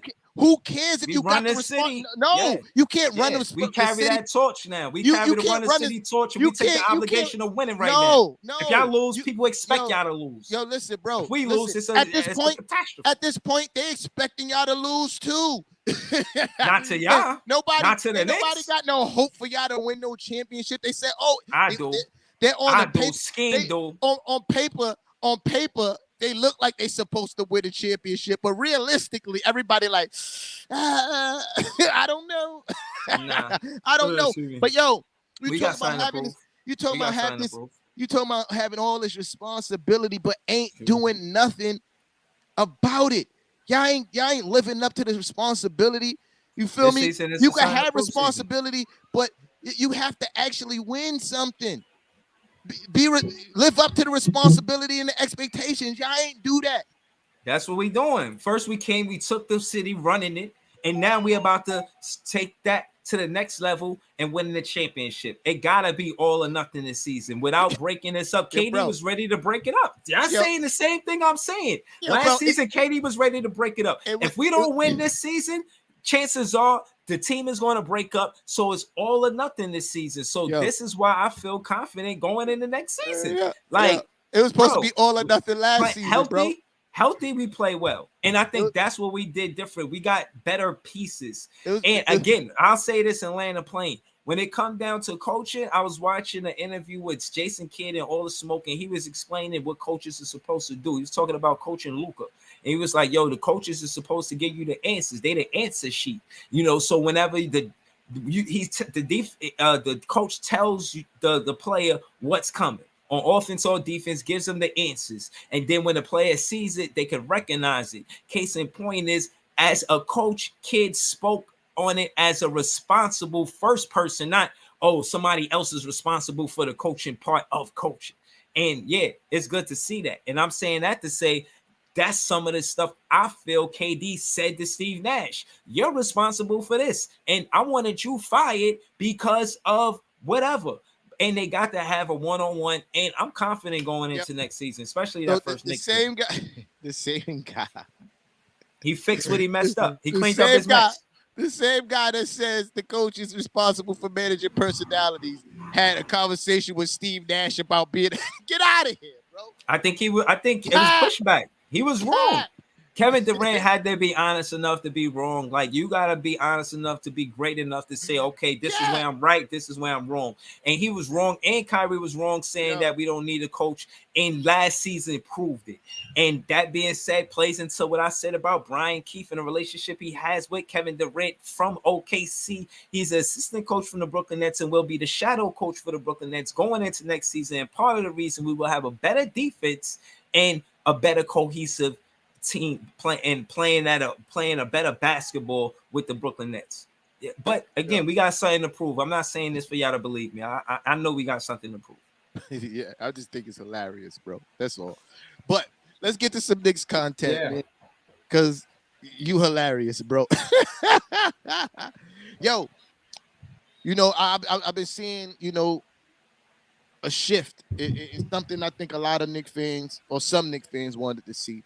And my guy Julius Randle, he's looking real slim. Yeah, I mean, look like he's in great basketball shape. And that's one part. But it seemed like, he's in a better mental space. You feel me? I seen him responding to fans on his Instagram, something he didn't do all season. What happened? Kalia, you see it starting again, bro. I know you tired because you're starting to whine for anything. Yo, yeah, so seeing him respond to fans and just looking like seeing him out and about this summer, smiling, doing his thing, showing that he looked like he in a better mental space. I don't know what was going on with him last year. Life is life. You can never really tell what goes on in anybody's life, celebrity or not. But whatever it is, he looked like he's coming out on the other side of that. And it's going to be dangerous, bro. It's going to be dangerous. If we don't, for everybody. You feel me? For right. everybody. So back to what I was saying. You know, we don't need Julius Randle to score 25, 26 points a game. We need Julius Randle to score an efficient 20 to 22 on a nightly basis. Give us 45 to 46% from the field. You know what I mean? Give us a good 35 to 37% from three-point range. That's what we need from Julius Randle. You feel me? That's what we need from Julius Randle. And the same thing with RJ. If we can get RJ up to, 22 points a game, which I'm projecting that's what he's going to average on the season, 22 points a game. And 22 points a game and efficient. Like I'm calling for Julius Randle to be efficient, for RJ Barrett to be efficient too. Same thing, 45 to 46% from the field, 35 to 37 from three, right? Bro, it's going to be problems. It's going to be problems. And I'm expecting Jalen Brunson to do what Jalen Brunson does. He's already super efficient from the field, averaging over 50% from the field. You know what I mean? Problems for who? Like, for everybody. But the Brooklyn Nets? Because we swept y'all. Like, that's what I'm saying. I didn't stutter, problems for who? Or a shake or nothing. I said what I said. I said for everybody. Yo, everybody. Is your headphones? Is your headphones broke? We swept y'all. Is your headphones broke? Yeah. Is your headphones broke? Is your headphones broke? Because I said you talking for to the team that swept y'all. I don't care. I said what I said. Okay. I said what I said. It's gonna be problems for everybody. Like what don't you understand about that? I mean, what kind of problems? English. Like 1 + 1 = 2? Like, because that's an easy problem to solve. You know what I'm saying? 2 + 2 = 4. I understand how to solve those problems. The Brooklyn Nets will solve whatever problems y'all talking about. Knicks plus Nets equal victory for the Knicks. That's the problem I'm talking about. What you talking about? What you talking about? Are you we 105 1-on-1? So what you say? You say next season we going to be tied 105 105? You calling it a sweep? I'm calling it. It's gonna be problems. Whatever that feels and look like to you. You feel me? Like it's gonna be problems. Like I don't consider I think that's problem. A very. It don't look like a Knick. I feel like it's definitely a very clear term that I'm using. It's like nothing misunderstandable about the term that I'm using. It's gonna be a problem. Like I don't have to elaborate. I said what I said. It's a clear term. It's gonna be problems for everybody. Okay. You feel? The Brooklyn Nets was 10-6 in the division last season. What was the Knicks in the division? You talking about last season? I'm talking about this season. It's a new beginning, bro. Okay, so y'all knew y'all wasn't a problem last season. You know everybody is 0-0 going into the next season. You don't carry your numbers going into the next season, dog. Like they don't tally those up. Okay. So and pieces are different now. You feel me? We got different pieces now. Okay, so you saying y'all gonna have a better division record? I'm saying we're gonna be better all around, and it's gonna be a problem for everybody. Okay. Last year the Knicks was what in the disgusting 5-11, and y'all the ones that's supposed to be problems. Not a problem. Wait. 5-11 is not a problem. This is not a problem. 10. Chill out. You was 6-10. We was 10-6. Oh, I thought you said you was 6-10. No, we was 10-6. And those 4 wins come from the net, from the BNI. Remember? Yeah.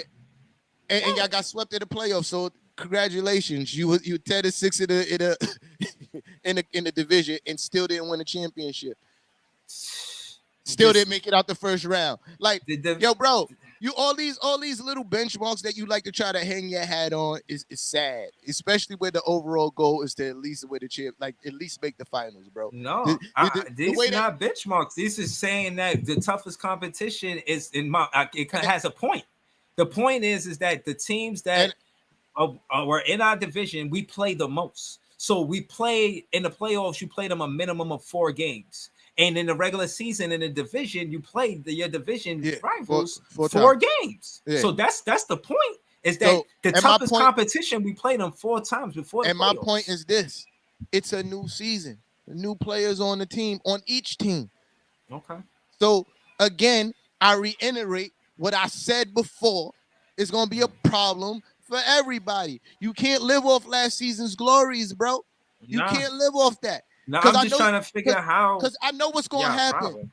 I know what's gonna happen when we beat y'all. The first thing that's gonna come out, you're gonna say, is, "Yeah, but we swept y'all last season, though." Nah. What? Yo, no, it got nothing to do with last season because this is the hour. Hold on. Let me hold on. I gotta take a picture so I can snip this. I gotta take a picture so I can snip this, because when we beat y'all, I'm gonna need this for reference. Okay. Yeah, I got the date and the time. So you saying y'all gonna do what? Because you remember all of the times that you did not take a picture when you say y'all was gonna win before. Oh yeah, and y'all were wrong. That was 7 times you were wrong, like in a row. Yeah, you know what I'm saying. So, and I was right about other things too. You feel me? I'm talking about the Nets versus the Knicks. I know, but I was right about other things too, and I was wrong, but I'm not wrong this time, Playboy. Definitely not wrong. So you saying that first game, you think the Knicks win that game in the Barclays? Listen, I said what I said, dog. Yo, man. Like I don't know why you think that, man. I think what I said was pretty clear cut, bro. I don't know why it needs further elaboration. I didn't stutter. I said it very confidently. Yeah, I don't know who the team belongs to between Randall and RJ, and that's an issue. You don't know who your team belongs to between KD and Kyrie, and that's an issue. Listen, what they playing with, they got stains on their jacket, and they definitely come in there to kill shit. Bro, I know that. KD came to Brooklyn with a stain on his jacket that he couldn't lead his own team to victory, and he hasn't proved nothing yet. So all this stain in your jacket, they came to the Nets with something to prove. That's why they came here. Right? They had something to prove. Off rip, they had something to prove, and they haven't done anything. And you keep on trying to, but now they got something to prove. No, they had it from day one. Yeah. No, I never said they didn't. I thought they did when they got here too, for those very reasons. You said now they have something to prove. That's what you keep on saying. Now they have something to prove. No, I'm saying it in a sense. I'm saying it in using your exact words. I'm clarifying for you. They have something to prove. Since they got here, they had something to prove. And even this season, with all of the mess that happened with Kevin Durant in the front office, they still have purpose playing with the Brooklyn Nets, even if it's a selfish one, with Kyrie just wanting a big contract and KD not wanting the last time he played with the Brooklyn Nets, he got swept. You know, when you in that superstar conversation, you can't think of a lot of them, like you said prior, that got swept and then they left the team. That just did not happen. You know what I mean? So even with the OKC, they was up 3-1. That's not a sweep. So that's the first time he'd been in that situation. I feel like he was embarrassed. And again, even if it's for his own selfish intentions, he still has something to prove. I feel like they gonna shine because we're gonna see not KD or Kyrie. We're gonna see KD and Kyrie. We got 44 games in 3 seasons. Maybe we get 44 games with them together in 1 season.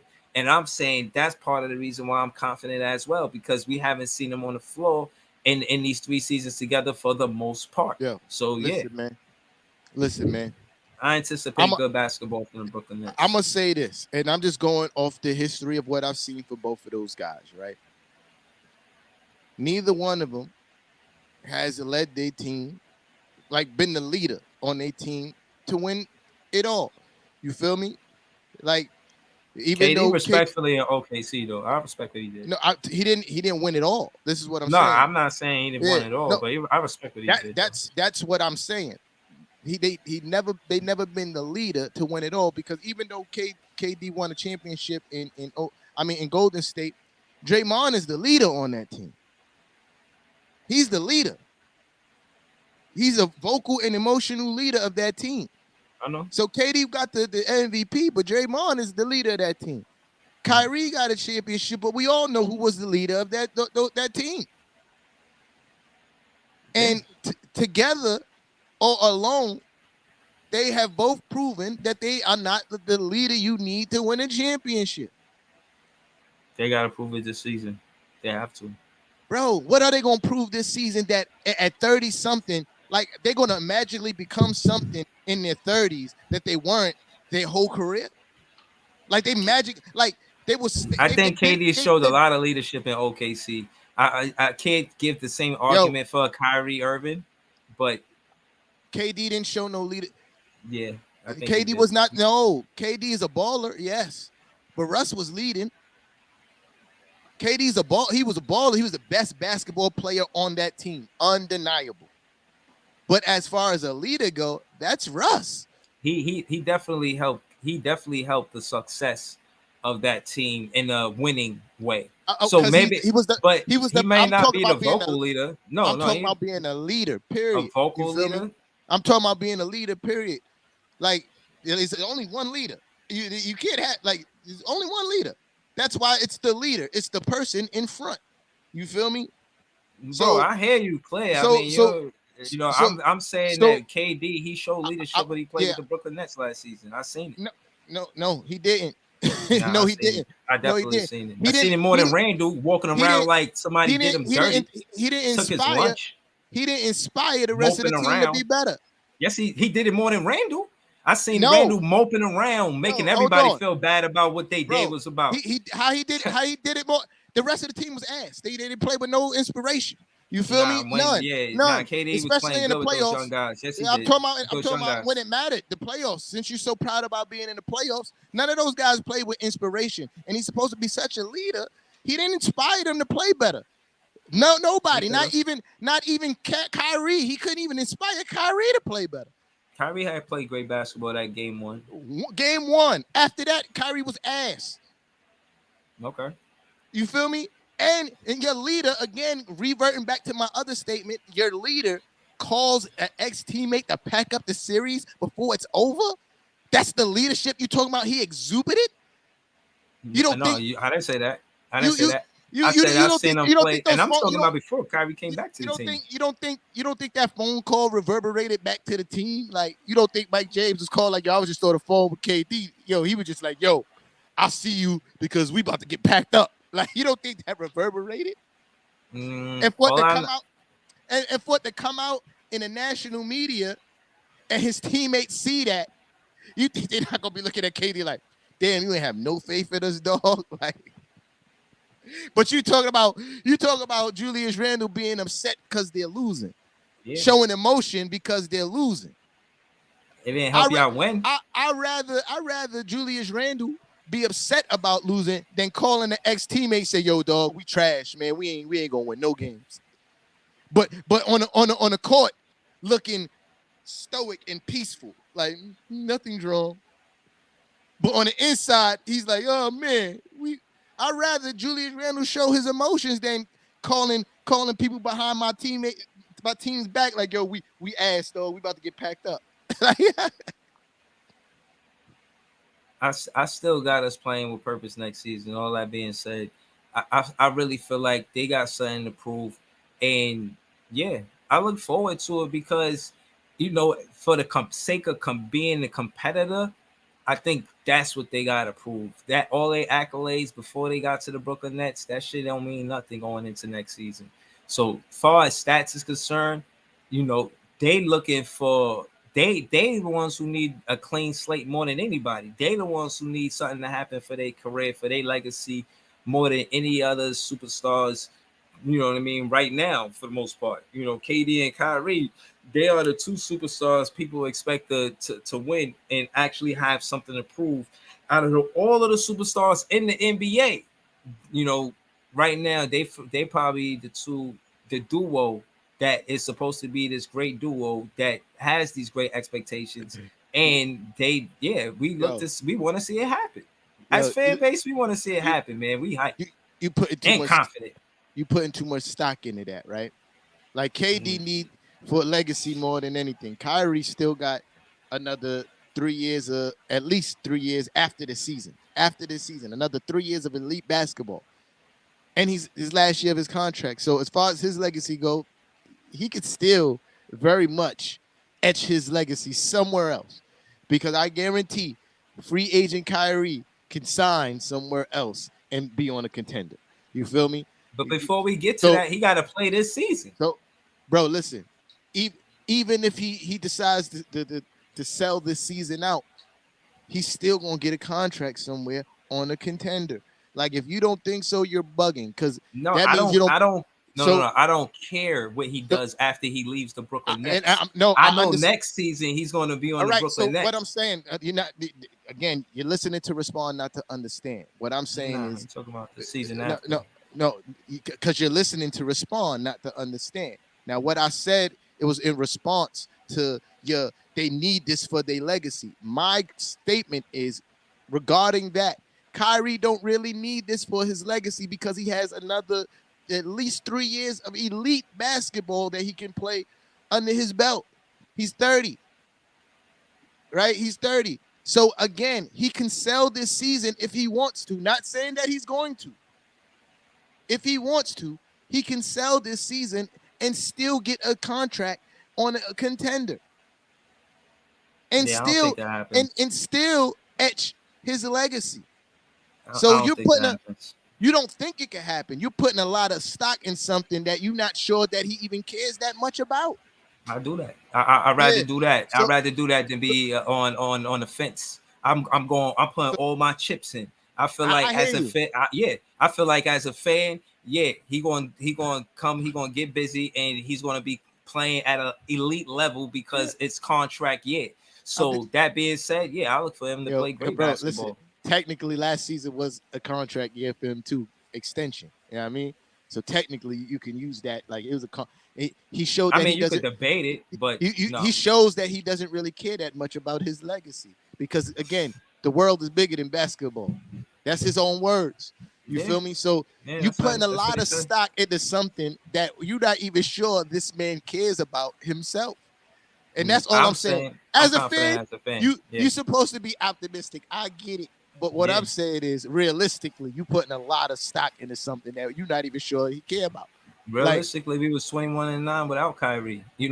Again, I don't want. And since we being realistic, realistically, I didn't care if Kyrie came back last season because of how well Cam Thomas was playing, and the rookies and the young guys was playing. And I knew when Kyrie Irving came back, he was going to take minutes from said player Cam Thomas. Now, that being said, he did that, and he was part of the reason why we were on a losing streak. So again, he's this fancy player, and he did not contribute to a lot of winning, even in the playoffs. Everybody want the fans to be so in love with Kyrie and KD, and I support them because they on the team. But at the end of the day, I feel like they have something to prove. They didn't really have a lot of success with the Brooklyn Nets.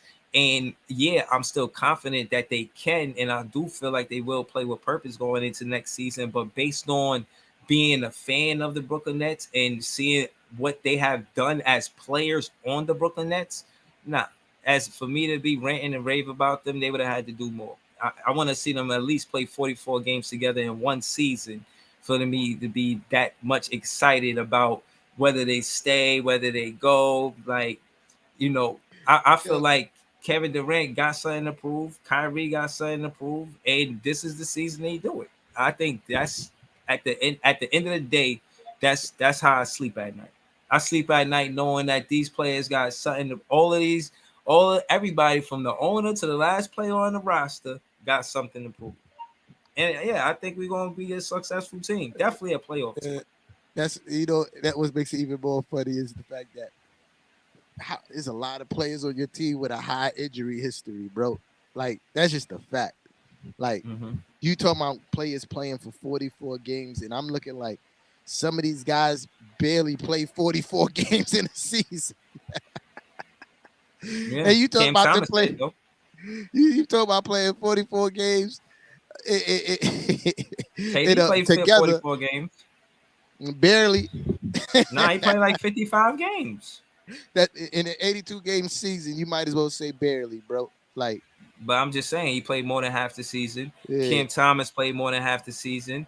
Fucking Bruce Brown, James Johnson, Patty Mills.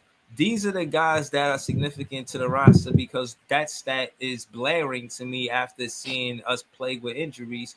Who's actually out there playing basketball? Royce O'Neal, he's known for good health. I imagine he gets a lot of minutes. They're saying Joe Harris is healthy. Before he got injured and only played 14 games last season, he played 69 out of 72 games the season prior. So, he's another player that the offense is going to run around without KD and Kyrie because, again, we don't know how many games they're going to play. Daron Sharp, he's somebody that we look forward to giving a lot of minutes, and Kessler Edwards. And, yeah, we have a good team without the superstars. I just feel like the best thing for them is the time they spend together on and off the floor to build that chemistry and that cohesiveness. And I'll land the plane saying this. The winning teams, they've been teammates for longer than 1 or 2 seasons. They've been teammates for a lot of seasons. All the people you name, right, are not the most important players on the team. Like KD, over the last 2 seasons, played 90 games. Kyrie, over the last 3 seasons, played with like 100 games. TJ Warren, he's not that important, but he's another injury person. Ben Simmons, Nick Clax, your starting center. Like, we talking about people who is not passing 60 games. You know what I mean? Like, that's not good. That's 4 3 of your starting 5. Right. 3 of your starting 5 is injury prone people. It's not good. No, I never said it was good, but that's why I mentioned the other pieces, because those other pieces are going to be the actual players that's getting minutes. And the actual players that's getting minutes, not the players on the paper. That's how we're going to have to find chemistry and play winning basketball. And I contribute a lot of stuff that's going to happen next season to Brian Keefe, and him being the iron fist and the velvet glove, him being the shadow coach, him actually having a lot of input and helping or coaching alongside Nash, like, best buddies or whatever. You know what I'm saying? Yeah, that's another reason why I'm confident, because of and I said this prior, it's a lot of things that I had to dig up to realize, like, yo, is this really a franchise ready for a championship run? And when I looked at the ABA champions, they was showing that there was multiple players that had double digits, and it wasn't like one dominant player besides Dr. J, right? But there was other players that played and they got double digits, and I see that in the Brooklyn Nets now. I see Ben Simmons, Cam Thomas, TJ Warren, Seth Curry, Kevin Durant, Kyrie Irving. These are, or even a Royce O'Neal can average 8 to 12 points. These are players that can average double doubles. We just got to share the ball. We got to lose the whole KD or Kyrie offense and get them playing on the same key. And we'll go forward and we'll be successful because of the chemistry and not relying on Kevin Durant to do everything on both sides of the floor. So with Kevin Durant having the help and seeing him play and reach 21-9 without help, and him having help, it's part of the reason why I'm confident, even with the history that you mentioned, which did plague us, but I feel like a Sharp could help us, especially if Brian Keefe is in the mix. Are you saying that Kevin Durant last season didn't have no help? Is that what we're saying? When I'm talking about, the 30 games, 21-9, he had help from who? Harden? James Harden was still on that team. Yeah, but it was more Kevin. Blake Griffin, LaMarcus Aldridge was still on that team. Yeah, LaMarcus, he helped, but it wasn't. He wasn't. I'm not saying he was naked without no help at all, but I'm talking about said superstars in the Kyrie. That's what the whole conversation was about. I'm not trying to. If you're being tedious and saying that he had no help, no, let me be clear. Kyrie wasn't there as a superstar. That was the plan. And I'm just, because you like being literal, so I'm just being clear. Words are important, bro. Words are important. So I'm clarifying it. He did not have Kyrie alongside, and that was the game plan from Jump Street. That did not happen. Hopefully it does this season, but for the most part, that did not happen. And everything else was audibles. It was like Kevin Durant and his situation with the Brooklyn Nets. It was a lot of audibles because of injuries, because Spencer got hurt, because James Harden came to the team and we traded Jared Allen and etc. So, I think this season is probably the most structure we had since KD and Kyrie came to the team. So that's another reason why I'm confident. I look at it from a lens where I'm confident because as a fan, I see the direction that we're going. You know what I mean? It's foggy, but I see through it. You know what I mean? I can see through it. I got crystal clear vision. I can see what's going on. Who sang that song? Heard it all before. Heard it all before. It sound like the last 3 years, bro. Well, the last 2 at least. The same shit. The same shit. I said we was going to beat the Knicks too. I was right about that. Yeah, but you was wrong about everything else.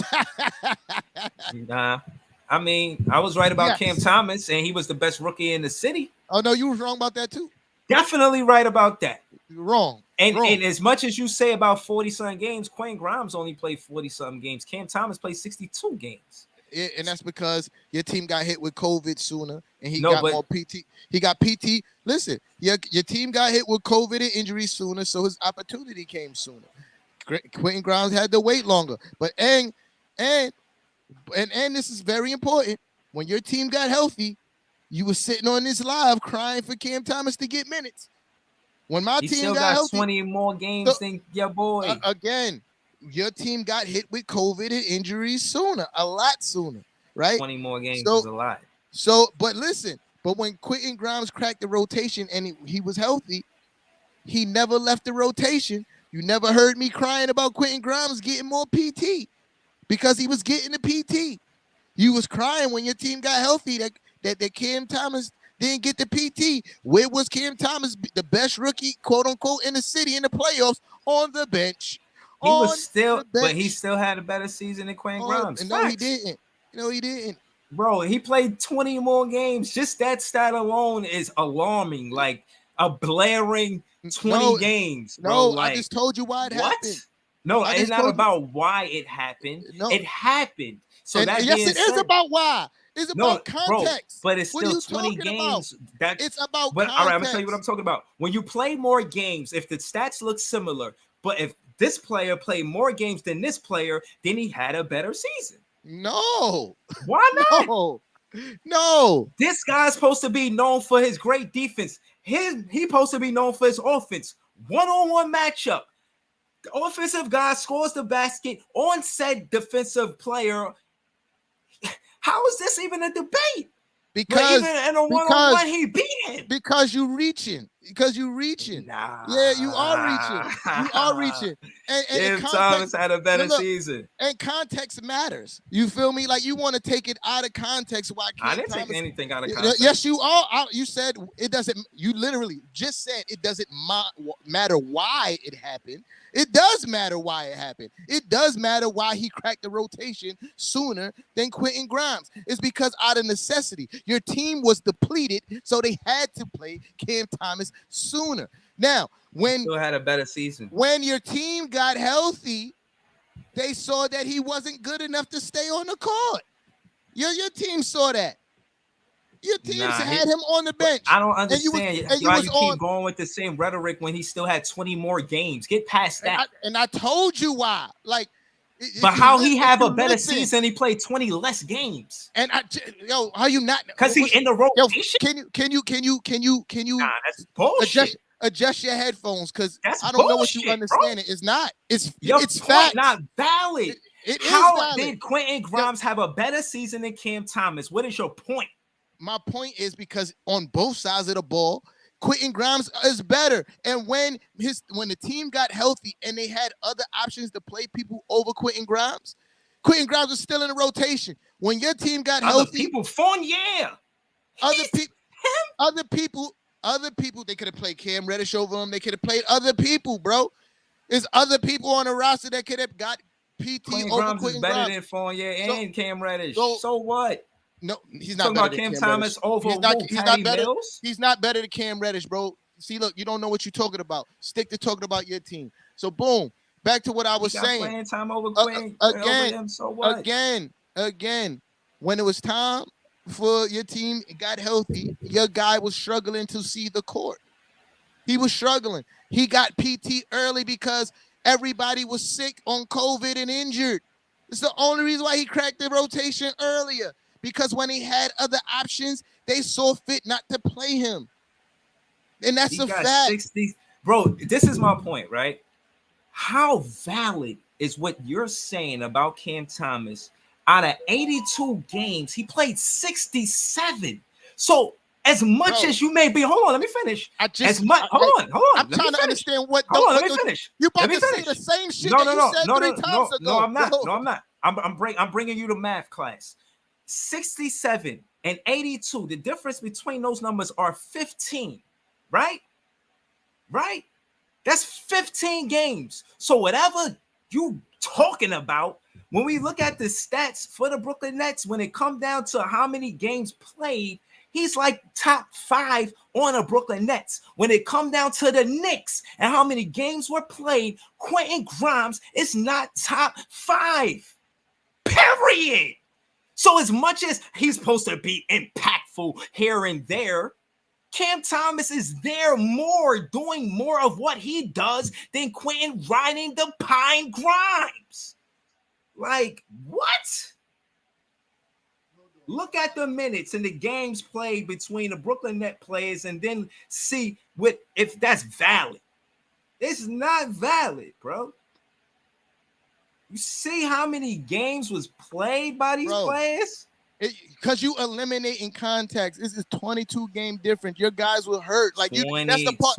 Game and difference. it matters. It matters why he was getting the time. Because again, when your team was healthy, he wasn't getting the time. That matters. That matters. If he was 15 games, you talking about, you got to be talking about 15 games. That's matters. Perspective. 15 games, bro. 67 games. Why he wasn't getting 67 games he played? So you're talking about 15 games in the playoffs, so 19 games. He played 67 games out of 86 games, bro. Like, what?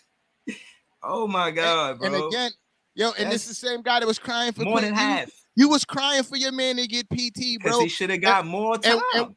And when Quentin and let's factor in the fact that Quentin Grimes was injured. Got to factor in it. Health means a lot. Staying healthy means a lot. He was injured. And the only reason why Cam Thomas was out too for a while because he was injured. And he had to come back in rotation after he got injured in a Boston game. Well, he didn't even miss a lot of time with that injury. He missed like 2-3 games. Nah, he missed more than that. And then when he came back, he wasn't healthy for real. Quentin Grimes missed 2 weeks. 2 weeks. That's in the morning. That's not 40 games. It's not 40 games, but that's a good 10 games. So how long he took to crack the rotation if he only played 40 games? If he missed only 10 games because of his health? That's my point. Who over him? Fournier? Y'all wasn't winning with him. We was healthy for a lot of the season. We was healthy for a lot of the season. You act like y'all started the season just playing what you would call it, Cam Thomas. No, it took for people to get on COVID and him to get injured, for him to see the flaw. Like, context matters, bro. They sent him to the G League and he scored like 60 points or something crazy. And then the next day he was back up. He was back up on the bench. But no, we trying to Ginobili give him a lemon pepper Lou type of role because he offered a bench. He's the spark. He's the offensive weapon on the Brooklyn Nets in the 6-man. All I'm saying is when you compare the two players, Quentin Grimes is better because not only is he can score by shooting a 3, he is a defensive threat. You can't say the same for that man. You can't say the same. That's fine, no. And for him to get all these quote unquote more games he's playing and all these minutes, and for him to be such an offensive threat, the point per game differential ain't crazy. You think you'd be talking about Cam Thomas averaging 15 points a game, 12 points, 10 points. He ain't do that. 2 point per game difference for somebody that's supposed to be an offensive world beater. He scored on your boy. For him to be such a defensive player, right? He was left with the responsibility. 3 points, bro. That's what he scored. Still now it iced the game. Bro, listen, even the best defenders in the world get scored on, dog. Like, what are you talking about? Henny for president. Shout out to you. First of all, shout out to you, Henny, for president, because you know I'm a Henny drinker myself. Yeah, I mean, and your name is fire. Shout out to you on the YouTube check-in. That's a fact. That's a fact. That's a fact. That's a fact. I gotta hold on. I gotta put those comments up. That's a fact. That's a fact. What records did Cam break since he's such an offensive world beater, bro? Like what records did he break for your organization? He scored like 20. It was a record where he scored like 20 something at a certain age. Like he was one of the youngest Nets players to do it. I forgot exactly what the record was. Was he one of or the youngest to do it? I think he was the second youngest. I think he was. Well, I'm not Quentin sure. Quentin Grimes was the youngest or the first.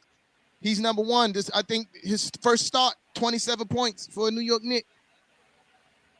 27 starts as a rookie. No, for his first start, dropped 27 in his first start as a New York Knicks. That's a record. Okay. You know what I mean? Okay. That's a record. You feel me? But your man's supposed to be this offensive world beater, bro. What happens? What you mean? He's in the company of 1, 2, 3, 4, 8, and then pick number 27 for the most 20 points a game for the rookies last season. And the only reason why he didn't get more 20 points per game is because they wasn't giving him the attempts that, you know what I mean? Besides that, he's in that company.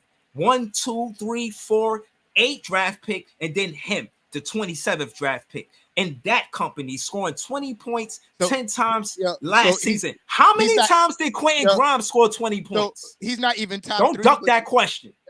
How many times? I'm not sure. I don't got the numbers. I ain't got the numbers in front of me. Yeah. But look. You hype about him not even being top 4? Top 4 for what? 20 points per game coming off of the bench? Bro, all of the players that was in front of him start.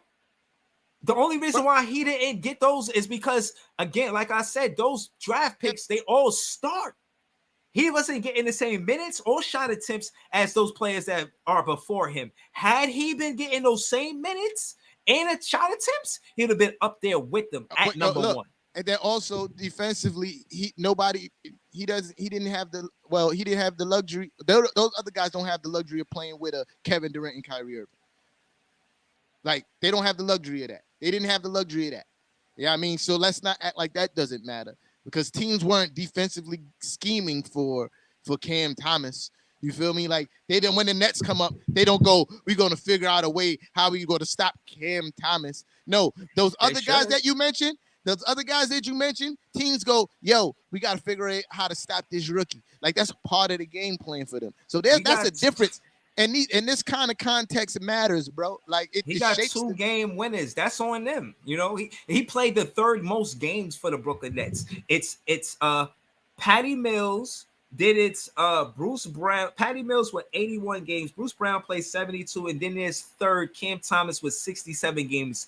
James Johnson follows him at 62 games. So all of these minutes that you say got took from him, it's not how it really went, bro. Like, he played more games than these players that you're mentioning. Bro, like, you saying it's not how it really went.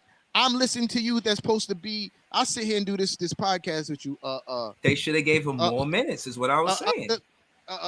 Yeah, I sit here. Listen, you're supposed to be a New York, a Brooklyn Net expert of some sort, and I listen to you whine and complain week after week, talking about what minutes that Cam should have got. Yeah, and I'm talking about what you're talking about. I'm using your words as a reference. Right. So don't say that what I'm saying. No, what you said led me to say what I'm saying. You shouldn't have said it because of that, because you don't understand the context that I said it in. I said it in a sense where he averaging 8 points because of what y'all giving him the you know what I mean? Y'all only giving him but so many chances to score only 8 points.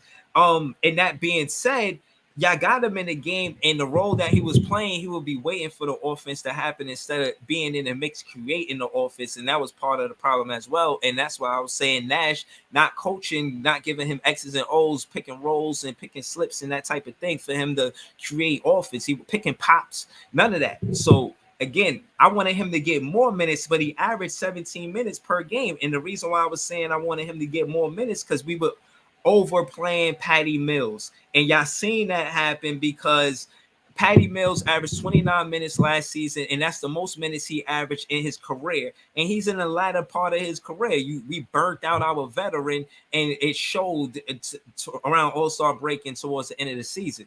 And he actually got his spark back playing the Knicks, and we won that game. But my point is that, yeah, that's why I was saying that Cam Thomas should get more minutes so you don't burn out a Patty Mills. And that's exactly what he did to Patty Mills. He burned him out because Patty Mills was there taking the offensive responsibility from Joe Harris. And he did that to an extent, but we still miss Joe Harris. You can't overplay him like that again. And that's, again, reiterating my point on why I said that Cam Thomas should have got more minutes. And not to mention that fucking James Johnson was given too many shots. Still validates my point. You feel me? Like that your coach saw fit to play old ass Patty Mills more than he played Cam Thomas. That still validates my point. James Harden played 44 a game. He played more than James Harden, Kyrie, KD, Curry, Aldridge, Drummond, Joe Harris, you can't count Claxton. Because James Harden got traded. I'm just saying, this is the roster from last season, and he played more games than all of these players. I'm just saying, you can't count James Harden because James Harden wasn't even on your team for half of the season. Well, he's still, with even that being said, 67 out of 82 is impressive for any rookie. So shout to Cam Thomas. You did your thing. I still feel like, even though I'm debating with T-Time, I still feel like you had the better rookie season this last season for the Brooklyn Nets in the whole city because of the 2 game winners. I didn't see Quentin Grimes with a game winner. And also because you played 67 games. You had a stretch where you averaged 21 points for 8 games. You do know some scrubs hit game winners too. You feel me? Like, I'm pretty sure Robert Horry got more finals game winners. Don't do that. Than some superstars, but you would never put. He's not a scrub. But he ain't a superstar. You feel me? Like, no. Robert Horry got more finals game winners than Jason Kidd, but I would never say Robert Horry better than Jason Kidd. You feel me? Like that don't nah. I'm just saying, late in the game, we went to Cam Thomas twice, and we won twice. That's all I'm saying, bro. Like, that don't mean shit though. That don't make you better than somebody. 2 out of 2 for clutch situations for a rookie, and that don't mean shit. But none of your rookies did that. That's pretty impressive. That don't mean shit. That don't mean shit because I guarantee you, of course, it means something. He take that shot 9 out of 10 times he missed. You feel me? But he made it. Yeah. I mean, the sun shine on the dog ass every once in a while too, Playboy. You feel me? That don't mean shit. Let's see what happened this upcoming season. My boy Quentin Grimes gonna dog walk the shit out of Cam Thomas. I doubt it. He's gonna dog walk the shit out that boy. I totally doubt it. But let's wrap this up, man.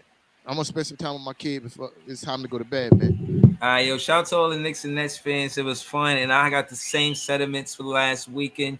I love y'all. I appreciate the love. Y'all pulled up. We played basketball. We had fun. Let's do it again.